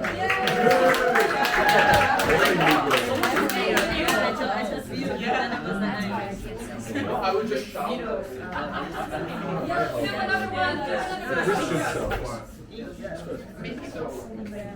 I think we can start. Good evening, everyone. Tell me if I'm audible or I can even shout more. No, I really want to shout like this. So, today I'm gonna do, we are gonna do some tongue twisters. But there's a twist in this tongue twister, which is, I'm gonna say the tongue twisters in my native language, which I said like before, it's Tamil. So how it's gonna go is like, I'm gonna split the words and tell them one by one, and then you guys are gonna repeat it so that you get familiarized with it. Because my language is pretty complicated. It has like 247 letters, so there are like lots of sounds. So I'm gonna try to really pronounce word one by one, and you're gonna repeat it. So it's like we are gonna have fun. So once you guys are like kind of used to the sound, then we are gonna go into the rap mode, which is like the tongue twister mode. Okay? So when I put on the glasses, it means like we're gonna go into the rap mode. Meaning like okay? So maybe I will tell the meaning first so that you kind of understand what I'm gonna tell after in my language. So it's like a crane, or if you want, you can imagine a flamingo. So it's like a flamingo, a tall flamingo, and its egg, when it lays egg, right? Its egg is like super strong. It's like a wood kind of egg. So that's the meaning. Don't ask me why it's stupid, but it's a tongue twister. So I'm gonna start. So the first word is like cook. So I want you guys to repeat with me. Cook. Cook. Yeah. So cook. Okay. So the second word is like netta. Netta. Third word is like cook. Cook. Okay. So I'm gonna say this. Cook. Netta. Cook.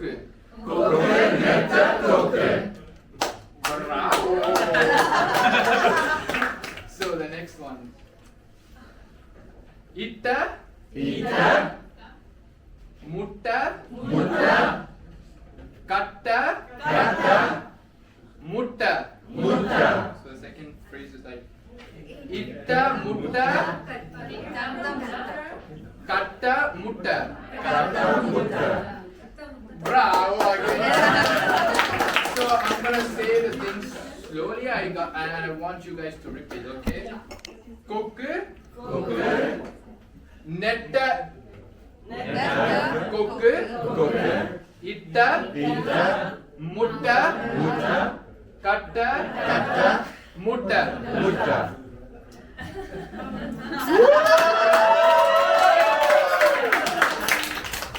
Kokke.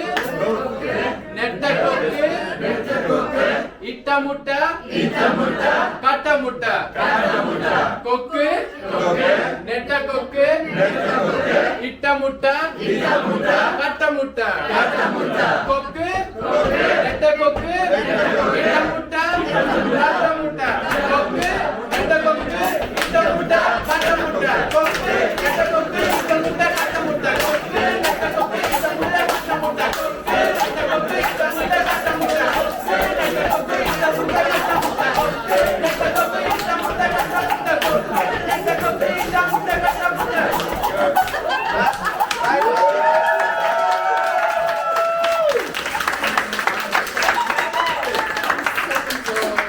Yeah, I mean, if you guys want another one, I also have another one. Yes! Okay, with some different sounds now. Yeah, it was so easy, right? Okay. So it's gonna be more like so I want you guys to repeat. So right?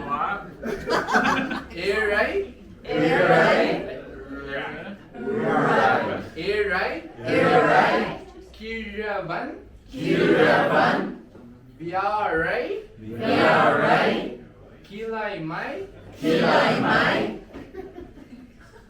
Barai? Para? Tol? Variki? Kile? Birundan? I know it's the difficult. Start with just the first bit and then. Okay. Erai Kiravan. Biarai Kiramai. Barai Para. Tol Variki. Kile Birundan. One more. Erai Kiravan. Biarai Kiramai. Barai Para. Tol Variki. Kile Birundan. So the meaning is actually kind of funny because it's like an old fellow. He fell down because he stepped onto a banana tree. So that's the actual meaning. So one more time, and I really want you guys to repeat with me. It's fine if it gets gibberish, but that's the goal. So where do I start? Yeah. Erai Kiravan. Biarai Kiramai. Barai Para. Tol Variki. Kile Birundan.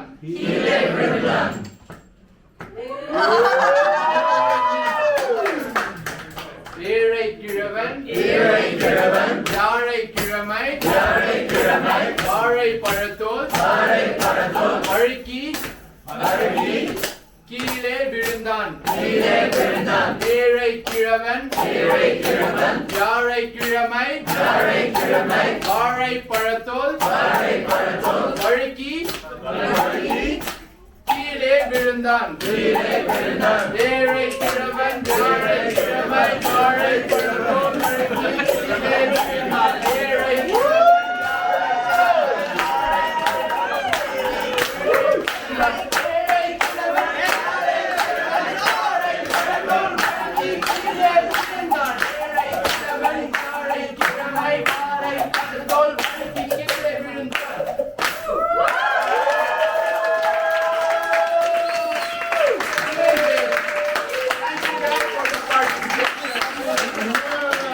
Yeah.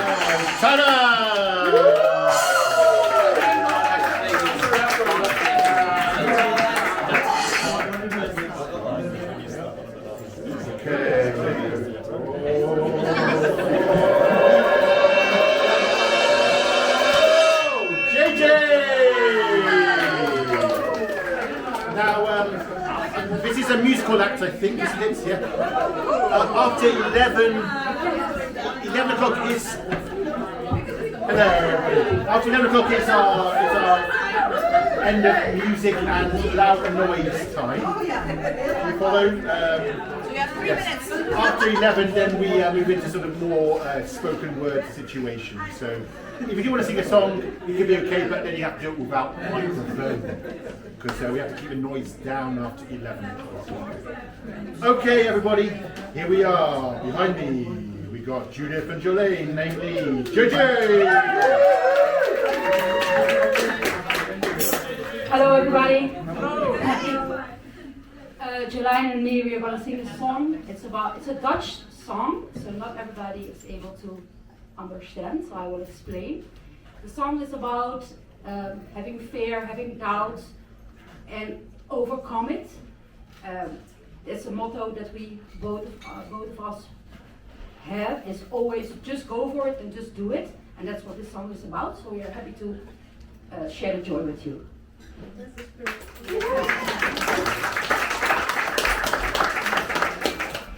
Okay, let's see if you hear it, hè? Als ik rondjes draai in mijn hoofd, ik te lang op mijn tenen loop, zelfs mijn moeder niet meer gelooft, dan doe ik het, dan doe ik het. Als ik even geen uitweg zie, naar het plafond sta om 2:30. Ik heb altijd één strategie, dan doe ik het, dan doe ik het. Ik zing maar alsof je de tekst al kent. Dans maar alsof je een danser bent. Fluit maar alsof je de melodie. Speel maar alsof je dat kind nog bent. Ren maar alsof je de weg al kent. Niemand krijgt spijt van geluk. Wat niet afhoeft kan eigenlijk niet stuk. Als ik toch niet op goed geluk en ik weer eens de dag niet druk.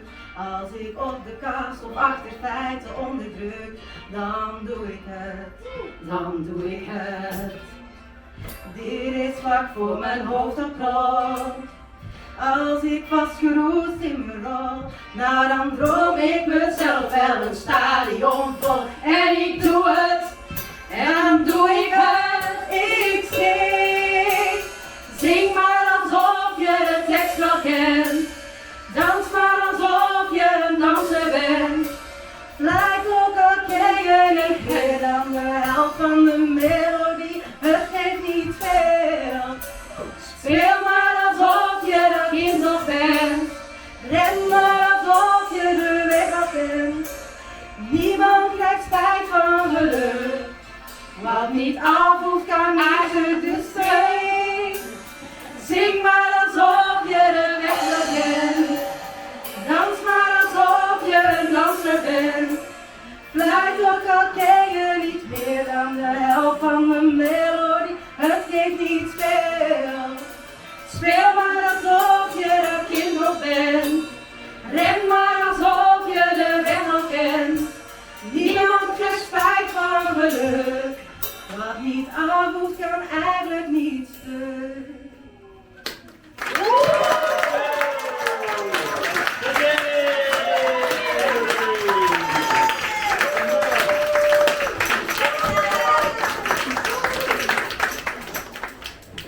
Okay, next up on the board we have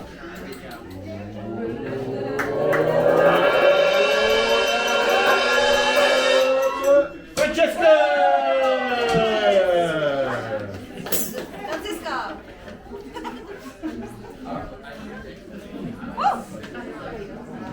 Yeah. Good evening. So this is gonna be like my inner monologue, and I think everybody has these situations, like especially with family, when you did something and it did not quite turn out as you wanted, so it had some negative consequences, and like sometimes your family doesn't turn out to be as supportive as they could be, and just be like, you could have thought of that, didn't you? So it's gonna be in my native language, also with my dialect, so it's gonna be in Bavarian. So I That's don't the know. Bavarian, everybody! Whoa! So there's gonna be like, yeah, my inner monologue is interjected with like one phrase that's gonna be there a couple of times, which is gonna be like the sister of Dingakina, which means as much as like you could have thought that. So yeah. So the sister of Dingakina.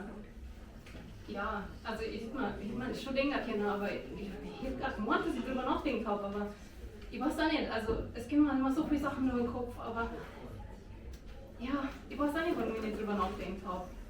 Das heißt doch denken können. Ja, ich hätte über so viel nachdenken können. Und ich habe auch über so viel nachgedacht. Die ganze Zeit denke ich nach, am ganzen Tag. Denken, so viel denken, aber mei, man kann nicht über alles nachdenken. Das heißt doch denken können. Ja, das hätte ich mir denken können. Natürlich hätte ich mir das denken können. Und wahrscheinlich habe ich darüber nachgedacht.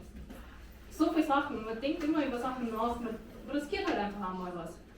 Und so ist es halt auch. Es ist halt nicht so gut gelaufen. So ist es halt. Und man muss damit leben. Aber was ich nicht brauche, ist jemanden, der mir dann danach sagt, das hättest du doch denken können.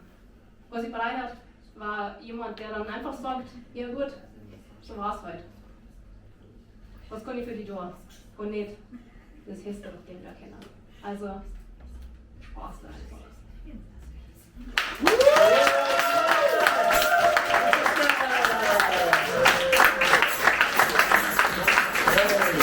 Very much. Okay. Anyone heard Vic Varan before? Okay, so some brand new experiences for us all tonight. Who's next on the boards?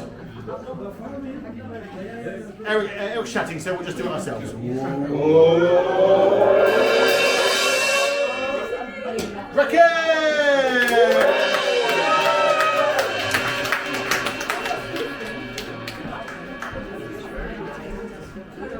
Hello everyone, I'm Raquel. I come from Portugal, and I saw this event on Facebook and I came.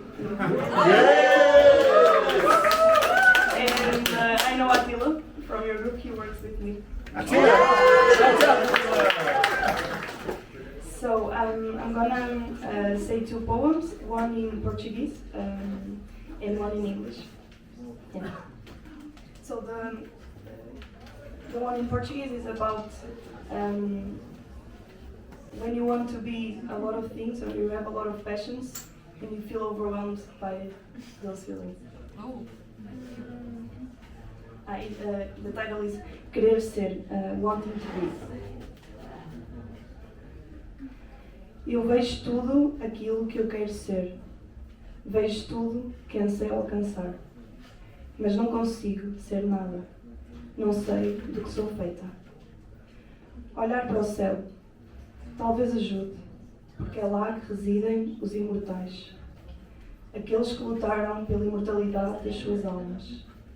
Eles talvez me ajudem. Eu quero ser tudo de uma vez, mas não consigo. Reside em mim uma dor de pensar, como se estivesse a pôr todas as pedras do mundo no oceano. Com muita porosidade, sem densidade e transparência, que seria esse mar. Eu quero ser como tu, lua, que ilumina e acolhe, que ampara e protege. Autêntica e audaz, sem medo de mostrar nenhuma das suas faces. Tu nunca deixarias que nada de mal acontecesse ao mar, pois não? As pedras que encontro no caminho, ficam no caminho, não as atiro ao mar, ou levo-as comigo. Mas não carrego nenhum peso, tirando o meu. Eu quero ser tudo, mas não posso. Acho que tudo é a mesma coisa que nada. Eu só quero poder olhar para ti, até ao fim dos meus dias, e prometer-te que, durante pelo menos um segundo de cada dia, vou tentar não ser nada, para poder suportar o tudo que há em mim.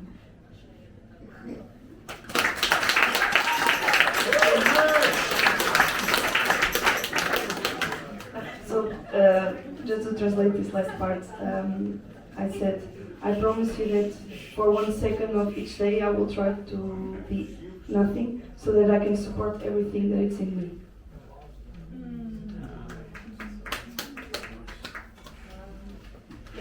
and this one is in English, and it's called Strong Emotions. Well, I feel the whole world inside me, every pain, misery, love, and resilience. My soul is rooted so deeply to the earth, and my eyes cry the whole ocean water. Superpower or just empathy overloaded? Let go of these feelings with the wind or transforming them into art. Express it makes it too hard. The healing it takes to listen my being, to be aware of my strong heart and rise above to another dimension. I am mutable and timeless, like the seasons of this earth. I am the result of the love of thousands. I got you, says the moon. Strong emotions, strong character. The energy currents flow inside me into all that I am. Nothing like I've ever known.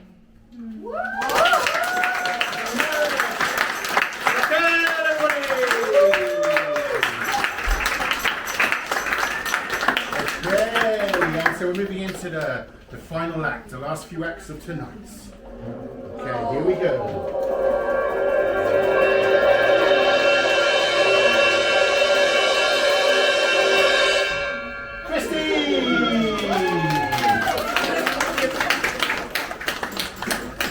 Well, that's good.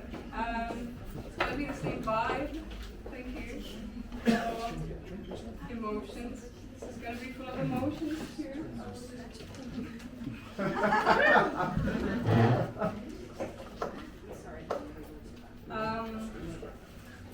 This is not a poem. I think I will just stay down. Or maybe I can just leave it that. No, I will keep it. I think you can all hear me. Can you all hear me? Yeah. If you want the vibe, we're melting into the kitchen floor. If you want to go through the thing with me, I think you deserve some context. I fell in love with my best friend. Oh. And of course, I went to shake. And I was left with his keys and a lot of love with nowhere to go. So I put him on this pedestal and he told me to find God instead. That pissed me off. Enough to write a poem. Microphone. Okay. Find God, you said. But I was busy looking for my keys. Funny how I still have yours. Holding on to things that no longer belong to me, as if they ever did. You're yours, and I'm mine. Two strangers with hunger in their eyes. You said love doesn't hurt, it heals. So why is my bike all rusty from standing on your street? Why do I keep finding myself on your street? God, please don't let rust eat me alive. There's still so much love in me. My love is fierce, and my love burns. And I'm sorry, my love, that my love burns you. I'm burning too. So here's to healing, to growth, to finding my God. My God is within me. She has always been. Now I have to find myself, redefine myself, forgive myself, and love myself. And one day, I'll return your keys, along with the memories they unlock. Love, always. Love to everyone.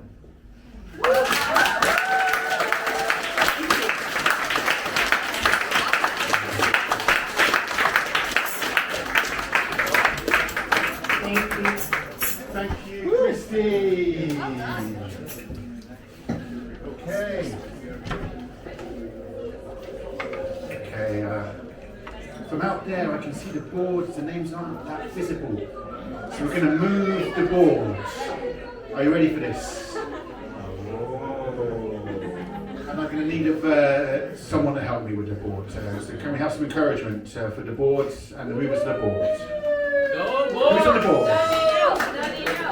Board.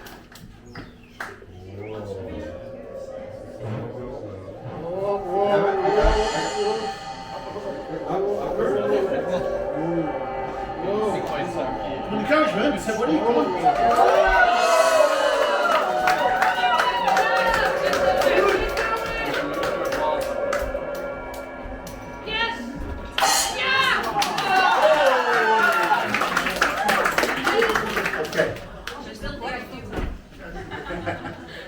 Now I see it. Yes. Now it's visible. There's just a few acts left now. So we have our final act. We still have ML. That stands for Maria Louise. We've got Jan. And we've got Sam. Maybe a contest too. And let's forget about Arsalan at the bottom there. And then we got Arts Alan. And Elisa. And Elisa. Here we are. We're going to the end zone. We're going to the end zone. Ready.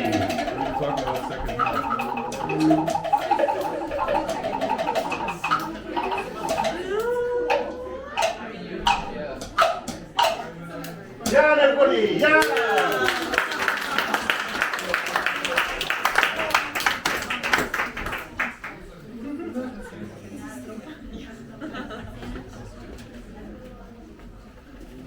Hello everyone, my name is Jan, I am from Belarus, temporary sick country.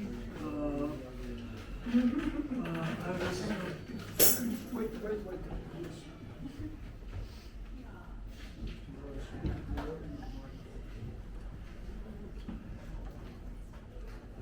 As I said, I am from Belarus, temporary sick country. Men there should be masculine, strong, straight, never cry. So did I, since I was a baby, approximately 6 years.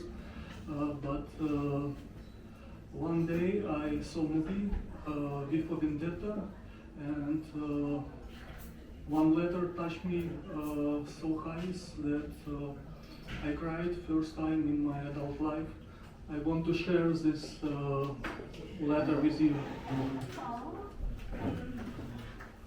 I know there is no way I can convince you that this is not one of their tricks, but I don't care. I am me. My name is Valerie.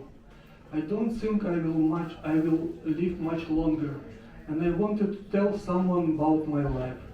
This is the only autobiography I will ever write.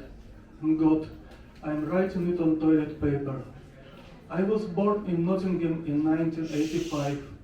I don't remember much of those early years, but I do remember the rain. My grandmother owned a farm in Tattlebrook, and she used to tell me that God was in the rain. I passed my 11 plus and went to a girls' grammar school. It was at school that I met my first girlfriend. Her name was Sarah. I thought we would love each other forever. I remember our teacher telling us that it was adolescent phase people outgrew. Sarah did, I didn't. In 2002, I fell in love with a girl named Christina. That year I came out to my parents. I couldn't have done it without Chris holding my hand. My father wouldn't look at me. He told me to go and never come back.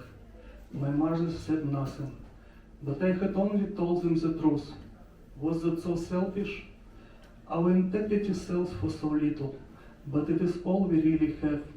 It is the very last inch of us, but within that inch, we are free. I'd always known what I wanted to do with my life. In 2015, I starred in my first film, The Salt Flakes. It was the most important role in my life, not because of my career, just because of that how I met Ruth. The first time we kissed, I knew I never wanted to kiss anyone else. We moved into a small flat in London together. She grew Scarlet Carson for me in our window box, and our place always smelled of roses. Those were the best years of my life. But America's war grew worse and worse, and eventually came to London. After that, there were no roses anymore, not for anyone. I remember how the meaning of words began to change, how unfamiliar words like collateral and rendition became frightening. I remember how different became dangerous. I still don't understand it, why they hate us so much.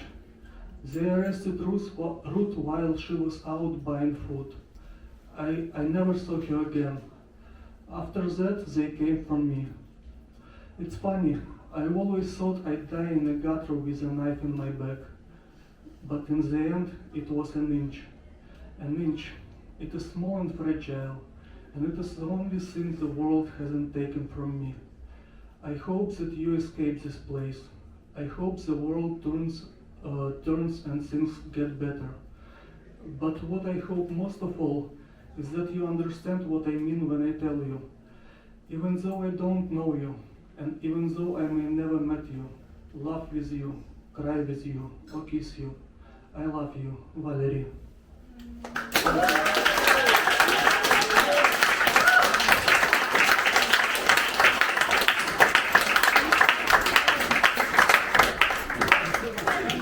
Very much, Jan, everybody. Good job. Okay, who's next?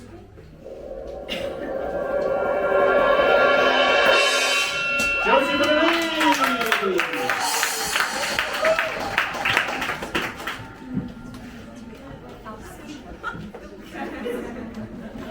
You're a managing girl.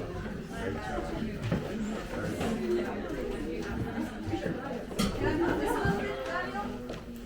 It's not that dirty.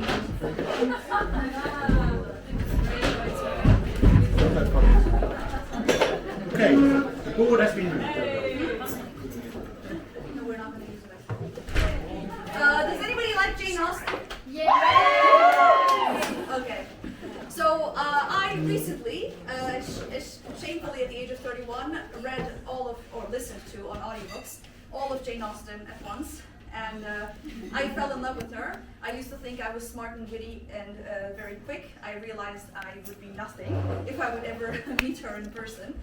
And we're going to play with Joseph a tiny scene from one of the novels of Jane Austen that is not the most popular. It's called Mansfield Park.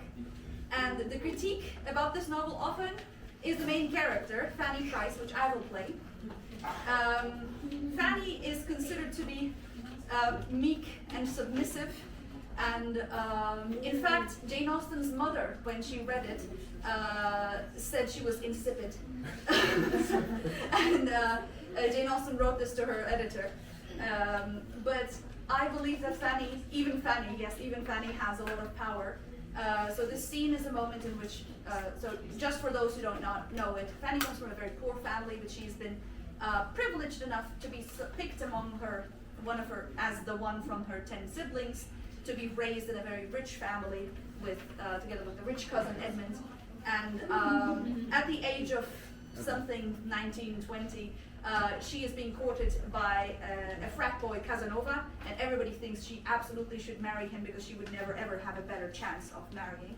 But even Fanny has her standards, and she stands her ground.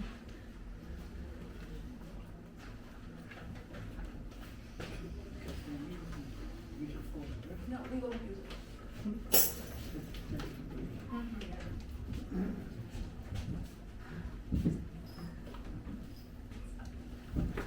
She's angry with you, Fanny. You must be prepared for that. She calls herself very angry, but you can imagine her anger. It is the regret and disappointment of a sister who thinks her brother has a right to everything he may wish for at that moment. She is hurt, as you would be to William, but she loves and esteems you with all her heart. I knew she would be very angry with me. My dearest Fanny, do not let the idea of her anger distress you. It is anger to be talked of rather than to be felt. Her heart is made for love and kindness, not resentment. I wish you could have overheard her tribute of praise. I wish you could have seen her countenance when she said that you should be Henry's wife. And I observed that she always spoke of you as Fanny, which she never used to do. And it had a sound of most sisterly cordiality. And Mrs. Grant, did she say, was she there the whole time? Yes, she was agreeing exactly with her sister. The surprise of your refusal, Fanny, seems to have been unbounded. That you could refuse such a man as Henry Crawford seems more than they can understand. I said what I could for you, but in good truth, as they stated the case, you must prove yourself to be in your senses as soon as you can. By a different conduct, nothing else will satisfy them. But this is teasing you. I have done. Do not turn away from me. I should have thought that every woman must have felt the possibility of a man's not being approved by some of her sex, at least. Let him be ever so generally agreeable. Let him have all the perfections in the world. I think it ought not to be set down as certain that a man must be acceptable to every woman he may happen to like. Even supposing it is so, allowing Mr. Crawford to have all the claims his sisters believe he has. How was I to be prepared to meet his feelings with anything answerable to his own? He took me wholly by surprise. I had not any idea, that his behavior to me meant anything at all. And surely I was not to be teaching myself to like him, only because he was taking what seemed very idle notice of me. In my situation, it would have been the extreme of vanity to be forming expectations of Mr. Crawford. I'm sure his sisters, rating him as they do, must have thought so, supposing he had meant nothing. How was I then to be in love with him the moment he said he was with me? How was I to have an attachment at his service as soon as it was asked for? His sisters should consider me as well as him. The higher his deserts, the more improper it would have been of me to ever have any thought of him. And we think very differently of the nature of women. If they can imagine a woman so very soon capable of returning affection, as this seems to imply. Thank you.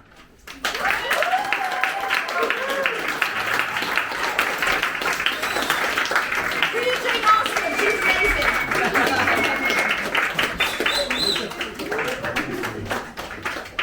Thank you very much. Okay, some classic drama. Was it pride?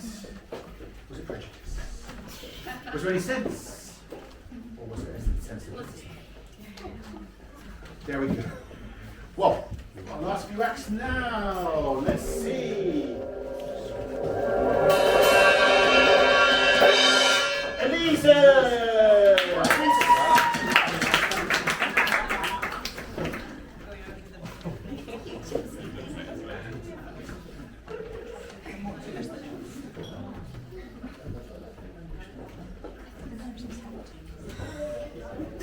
Okay. Sorry, you take up. Wait, yeah.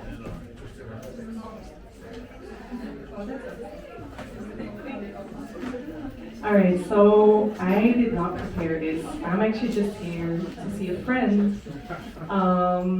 But then I heard very clearly there's a free spot, and I thought, you know what? I have this text, and it has been lying in my drawer for a year.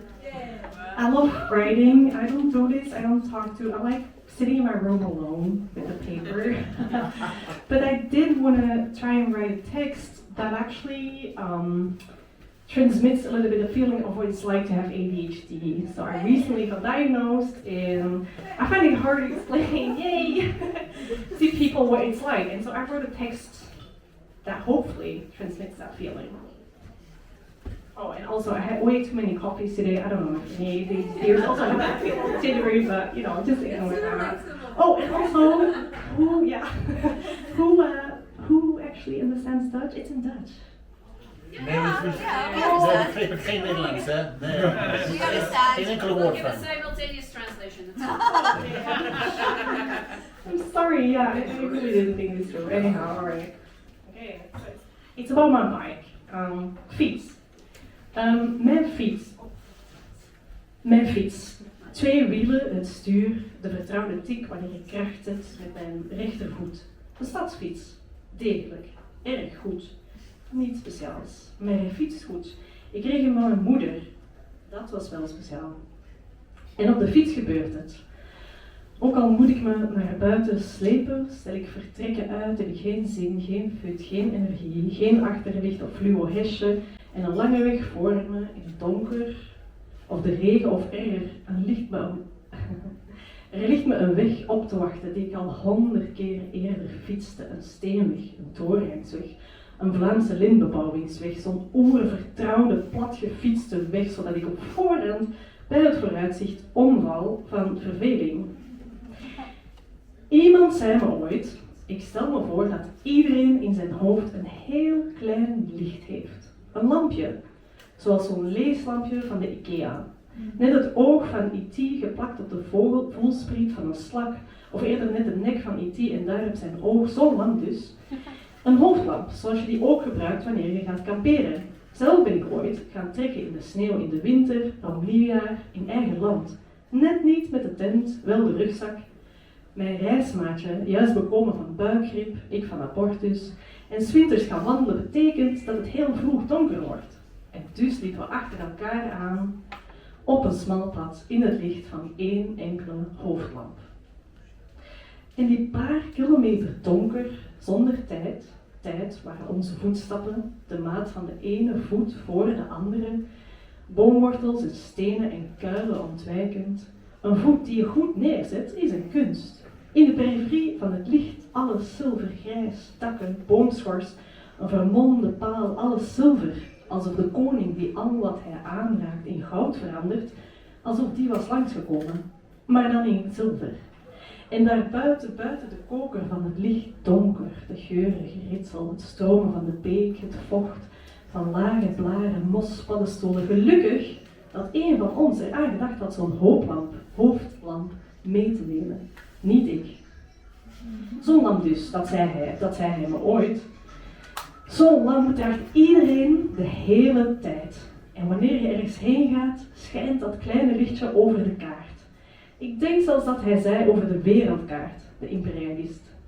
En dankzij dat lichtje, zo zag hij het, zie je waar je bent. En hoe vaker je ergens komt, hoe meer licht er voor jou valt op die ene weg. Je gaat dankzij dat licht meer zien, de omgeving wordt steeds helderder, tot je die weg zo vaak aflegt dat het licht al te hel wordt. De huizen, garagepoorten en uithangsborden vervagen in al dat uitgesmeerde licht, zodat je eigenlijk steeds minder ziet. Zodat je na een tijd blind op die fiets zit, niks nieuws om je ogen op te laten vallen, je gedachten aan vast te haken. En die weg waarin geen ontdekking meer rust, alleen maar een functioneel van A naar B is, holt je uit in gewoonte, verblind.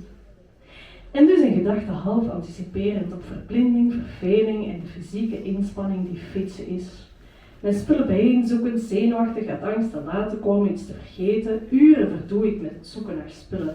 Iemand kocht me ooit een alarm dat ik aan mijn sleutels moest hangen, zodat ik maar in mijn handen moet klappen of er klinkt een piepsignaal. Waardoor ik als ik mijn sleutels zocht klappend en voeterend op mijn gebrek aan orde en op de klungelvolwassene die ik ben door de kamers en de trappen op en afliep, om dan eindelijk de deur uit te kunnen, te vertrekken en op mijn donkerblauwe fiets te stappen.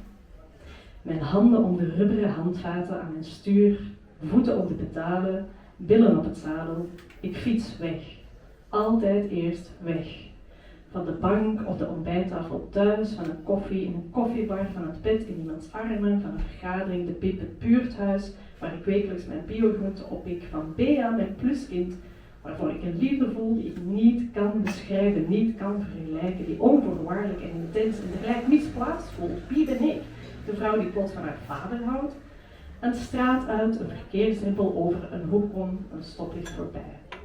Ze zeggen dat het leven zich afspeelt, terwijl je dat leven probeert te plannen, controleren, voorspellen, anticiperen. Dat het voorbij trekt wanneer je je haast van werk naar dingen of kinderen of jezelf ophalen, brengen, regelen, zorgen voor en door vrienden, familie, werk, geld en natuurlijk ook het daarover piekeren, wakker liggen, doen, denken, vallen en doordoen. Sorry, this is hard. No, it's good. Go on.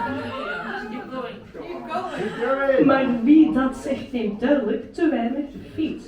Is misschien een van die mensen die in de statistieken zoveel CO2 veroorzaakt dat miljoenen, waaronder ik, nachtenlang wakker lig, bang voor de toekomst. Maar eens ik op die fiets zit, de straat uitrij, mijn hand als een vogel uitsteek, een vleugel, een signaal dat ik links en rechts zal afslaan, waar ik maar wil, geruisloos met die ene krak bij mijn rechtervoet, licht, zelfs tegen de wind in, mijn hart die me van inspanning aanstuurt, warm zweet, een laagje zweet onder mijn t-shirt, zacht op mijn huid, een vlies tussen water en damp in, wind langs mijn broekspijpen, nek en in mijn haar, fietsend voorbij auto's, wolken, gebouwen, rioolpitten, beplantingen in boomspiegels, die mee dat bonzen van mijn hart aansturen, die verschijnen en verdwijnen, een vrouw die naar me lacht, een worstvond, een gek loopje, de zon, regen buiten, mijn eerste woord trouwens, buiten, dat zeggen mijn ouders, ik weet het niet meer. Ik kan het moeilijk geloven, kinderen zeggen toch mama of papa of melk of auto, maar dus, buiten, op de fiets, race ik. Ik kan niet anders dan racen, soms als ik met iemand samen fiets, knijp ik de hele rit met 2 handen en remmen half dicht om niet als een asociale gek vooruit te schieten. Race ik van hier naar daar, plekken waar ik graag kom of moet zijn, waar ik blijk te wonen of werken, plekken waar ik beland of besluit nooit meer heen te gaan, om daarna opnieuw op die fiets te stappen en te beseffen, weten, voelen, dit is het, hier onderweg.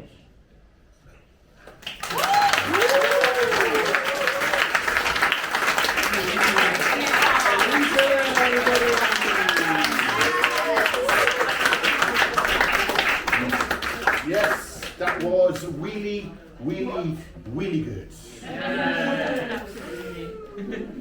Anybody too tired for more? Oh. Just chain them together, man, and get on with it. Can you handle it? Just Give it steer a- us in the right direction. Thank you, I will, yes. Let's look at it. Next we have...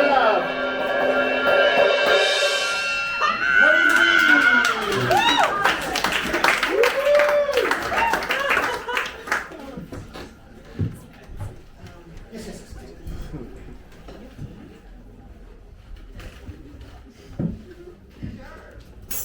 Hello. Hello. I'm Marie Louisa, and this is my first time on a stage.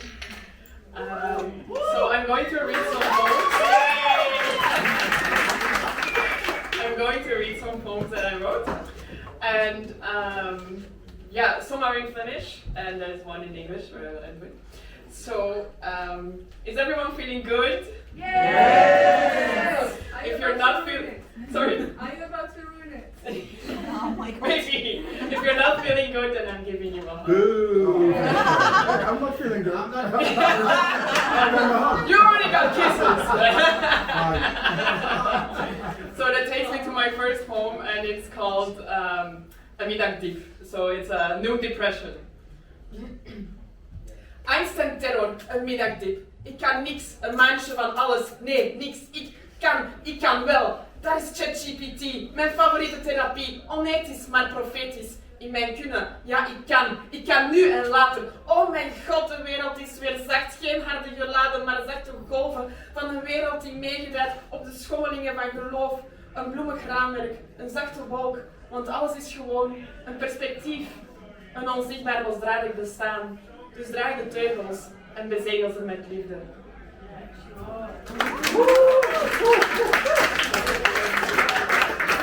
The second one is also in Dutch, and that's a term. Okay, so the story is my mom. She has like a rose bush in like a pot on the terrace, and there was one. The bush got one rose, and my mom, she was so happy with it. And every morning she went to the rose and she smelled it, and then it was the start of a good day. And then on one beautiful day, my father, he was like, I'm going to clean the terrace. Oh no. And he's a bit brute, you know. So he's like, so the rose, it was the last day of the beautiful rose of my mom. And I felt so bad for my mom, so I wrote a poem about the rose to like honor the rose. Stoïcijn staand in zekerheid, samenhorigheid schenkend in solitude. Vereeuwiging in eenvoud, een enigmatische aanwezigheid, een ruimtelijke omkadering, randen van organische geestdriften rakend. De bochten van je welvingen, brengers van geloof in een nieuwe dag en dauw. Voorgaand gevallen druppels, eervol dragend, een reliquie aan de geslapen schoonheid van gisteren. De sluier van je parfum bedekte de vijver vervuld van zorgen, zenuwachtig zwermend aan de bodem. Ze overheerste enige bezoedelende stank, uitgeademd door het rottend vlees van onheilspellende hersenspinsels. Je bladen filterden elk invallend licht, een spectrum openbarend aan heldere gewaarwording, badend in de zuiverheid van rozen. Als een besneeuwde bergtop omgeven door een vederlicht zwevende zwaarduikige wolk, kon alleen jouw aromatische mist de lucht bezwangeren met sacrale mystiek. Een portaal openend naar een wereld in vervoering. Een bewustzijn onder hypnose, hoop in een sensationele explosie.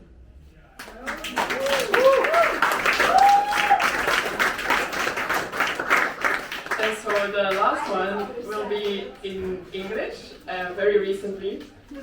And so my Francisca, she's over there. She's amazing. So I was participating with the entrance exam of the Royal Academy, and during those 3 days, she took care of me. She took me in her apartment. She made food for me. She supported me. She inspired me. Like, thank you. She's amazing. You're welcome. And then, so we were chatting, and she was like, "Yeah, I'm so proud of you, la la la." And then she said, like, "Yeah, authenticity, la la la. This could be a song." I was like, "Yeah, let's make it into a song." I cannot sing, so I made it into a rap. Authenticity, with the biggest support of Sissy, rooting for each other in this wide, wide world, fucking the system, don't even bother to fit it, cause we the authentics, the fanatics with the crazy genetics, switching the prejudice upside down, taking your judgment, kissing it goodbye, sending it back to your hometown, lick the boots of change, cause it will stick to you like your marriage arranged. No commitment here, only opportunity to open up the mind, the body and soul and fire the bright light into the atmosphere of interconnection where peace and love are the reflection of our purest form of being, living and breathing in a higher state of consciousness till there's no division and only willingness to care for all life created, because we all need all, fold our hands and fly till there's unity in I.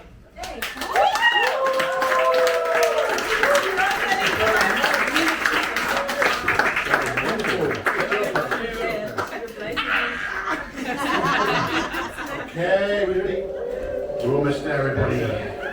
We're almost there. Here we go.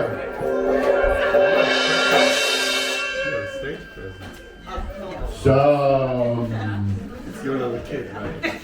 Mama says yeah. Mama says yeah.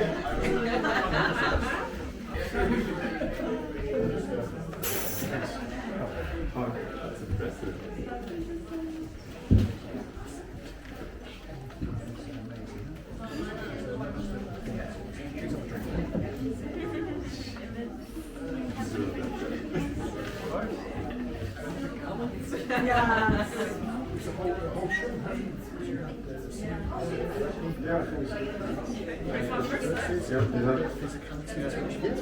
Hello, everyone.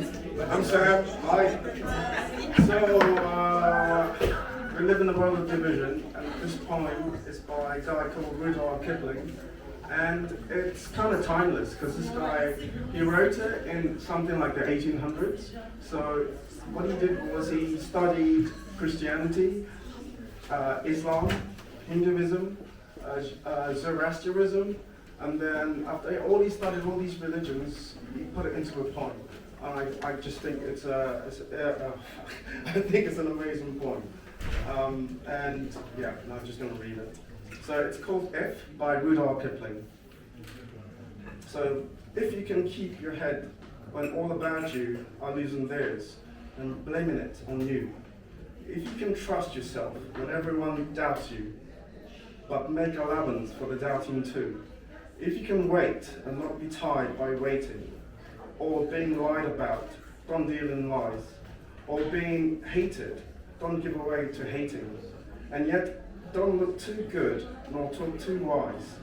If you can dream and not make dreams your master, if you can think and not make your thoughts your aim, if you can meet with triumph and disaster and treat those two impostors the same, if you can bear to hear the truth you've spoken, then twisted by knaves to make a trap for fools, or watch the things you gave your life to broken, and stoop and build them up with worn-out tools. If you can make one heap of all your winnings and risk it all on the flip of a coin, and lose and start again at your beginnings, and never breathe a word about your loss, if you can force your heart and nerve and your inner strength to serve your turn long after they are gone, and to hold on when there is nothing in you except the will which says to them, hold on. If you can talk with crowds and keep your virtue, or walk with kings, nor lose your common touch, if neither foes nor loving friends can hurt you, if all people count with you but none too much, if you can fill the unforgiven minute with 60 seconds, with 60 seconds worth of distance run, you also see Earth and everything that's in it. And which is more, you'll be my friend. I think that's beautiful.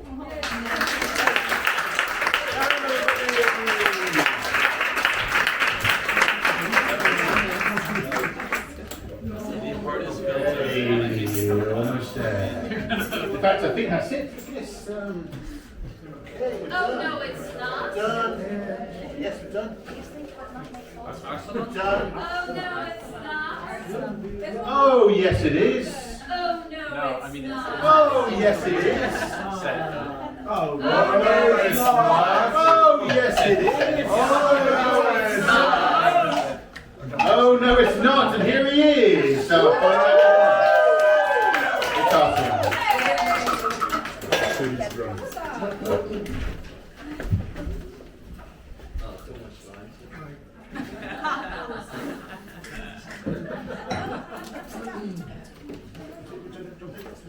Yeah.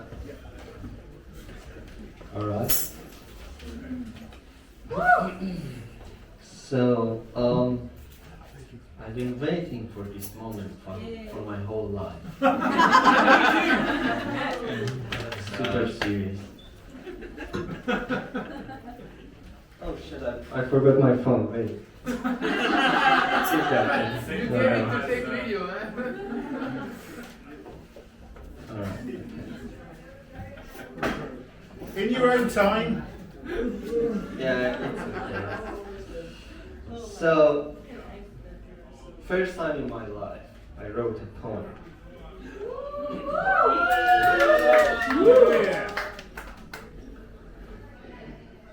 So maybe let's try differently.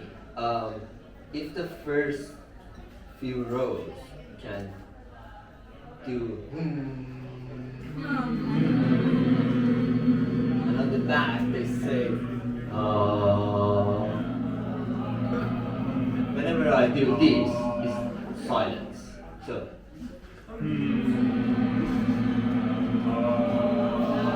more.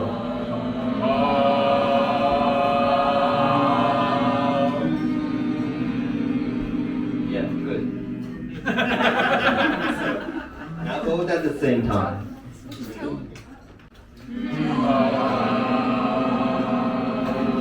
A bit lower. Yeah, good.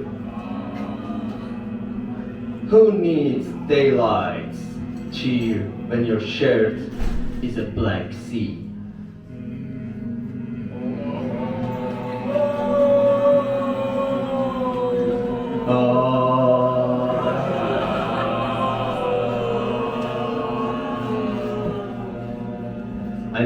up with friends on a warm eve.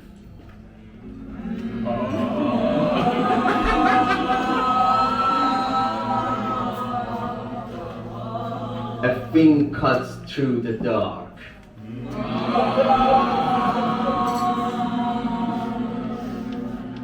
Cold eyes, watch your chest.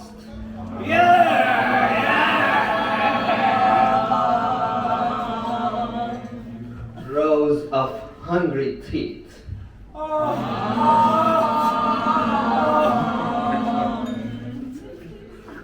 Silent.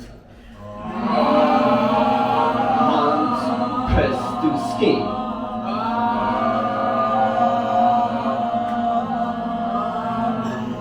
Where's the camera? And sharks everywhere. Thank you, everyone. This was the point.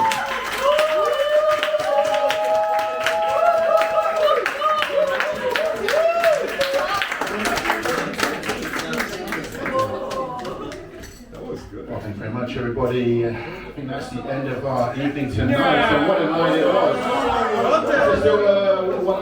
Is there still any more to come? Yeah. I think we're done. Contest 2. Jim.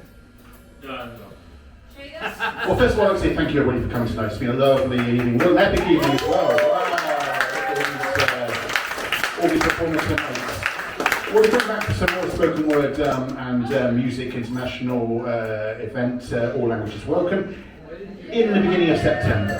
So that'll be the next time.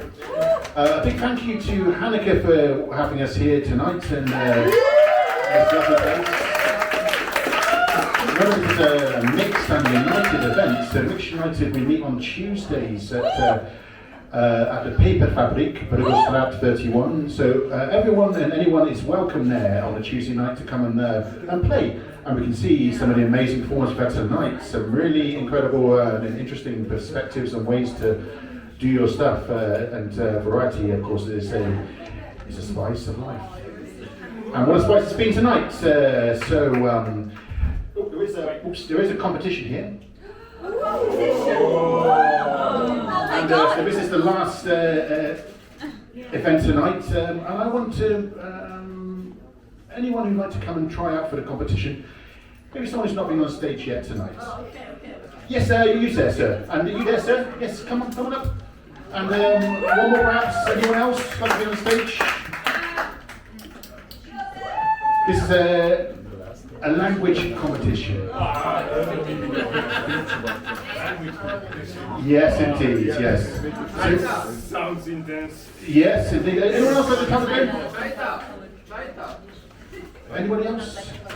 One more person, perhaps?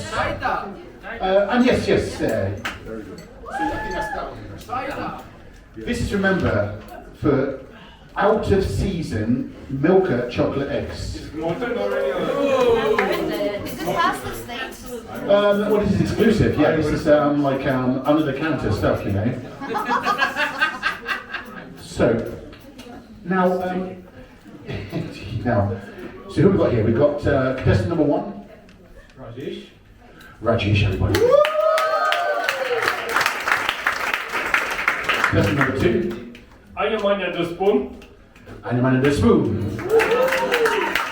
And finally, contestant number 3. One and only. The one and only. Now, the task is very simple. It's to do a little tongue twister in English. Now, one of my favourite tongue twisters is simply red lorry, yellow lorry. Now, what's a lorry, everybody? A lorry, anybody? A truck. A truck. Yes, it's a truck, but in British English, you see. It's a lorry. It's a British English. So, red lorry, yellow lorry.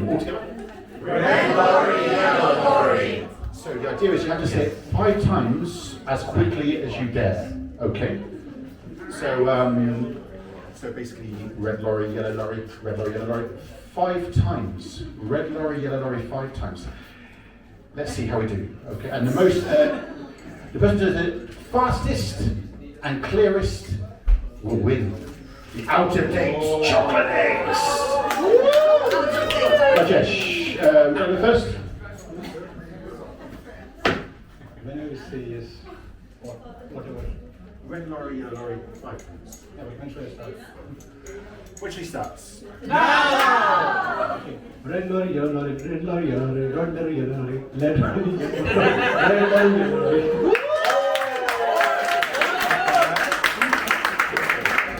And now, with the spoon.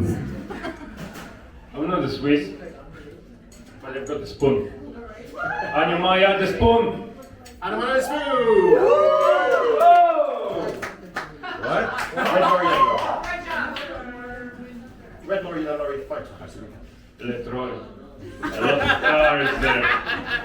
I do myself into that rolling R. My tongue is bouncing between my cheeks. Very nice. And finally, Jeff. Sorry, one and only. One and only, yeah. I think we have a winner already, but I will try. I'll give it a shot anyway. Red lorry, yellow lorry, red lorry, yellow lorry, red lorry, yellow lorry, red lorry, yellow lorry, red lorry, yellow lorry. And we have a winner! The one and only! But straight from us. Straight from the house. Yes, indeed. And so thank you very much. That is it. Thank you very much, boys.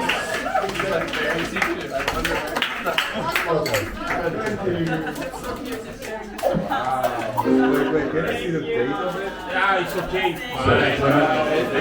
That was it for tonight. It's been lovely having you around. Remember to give your feedback to those who performed. And do come back next time. And see you around on the next International Spoken Word and Music Night, all languages welcome. Take care and be good to one another. Bye bye.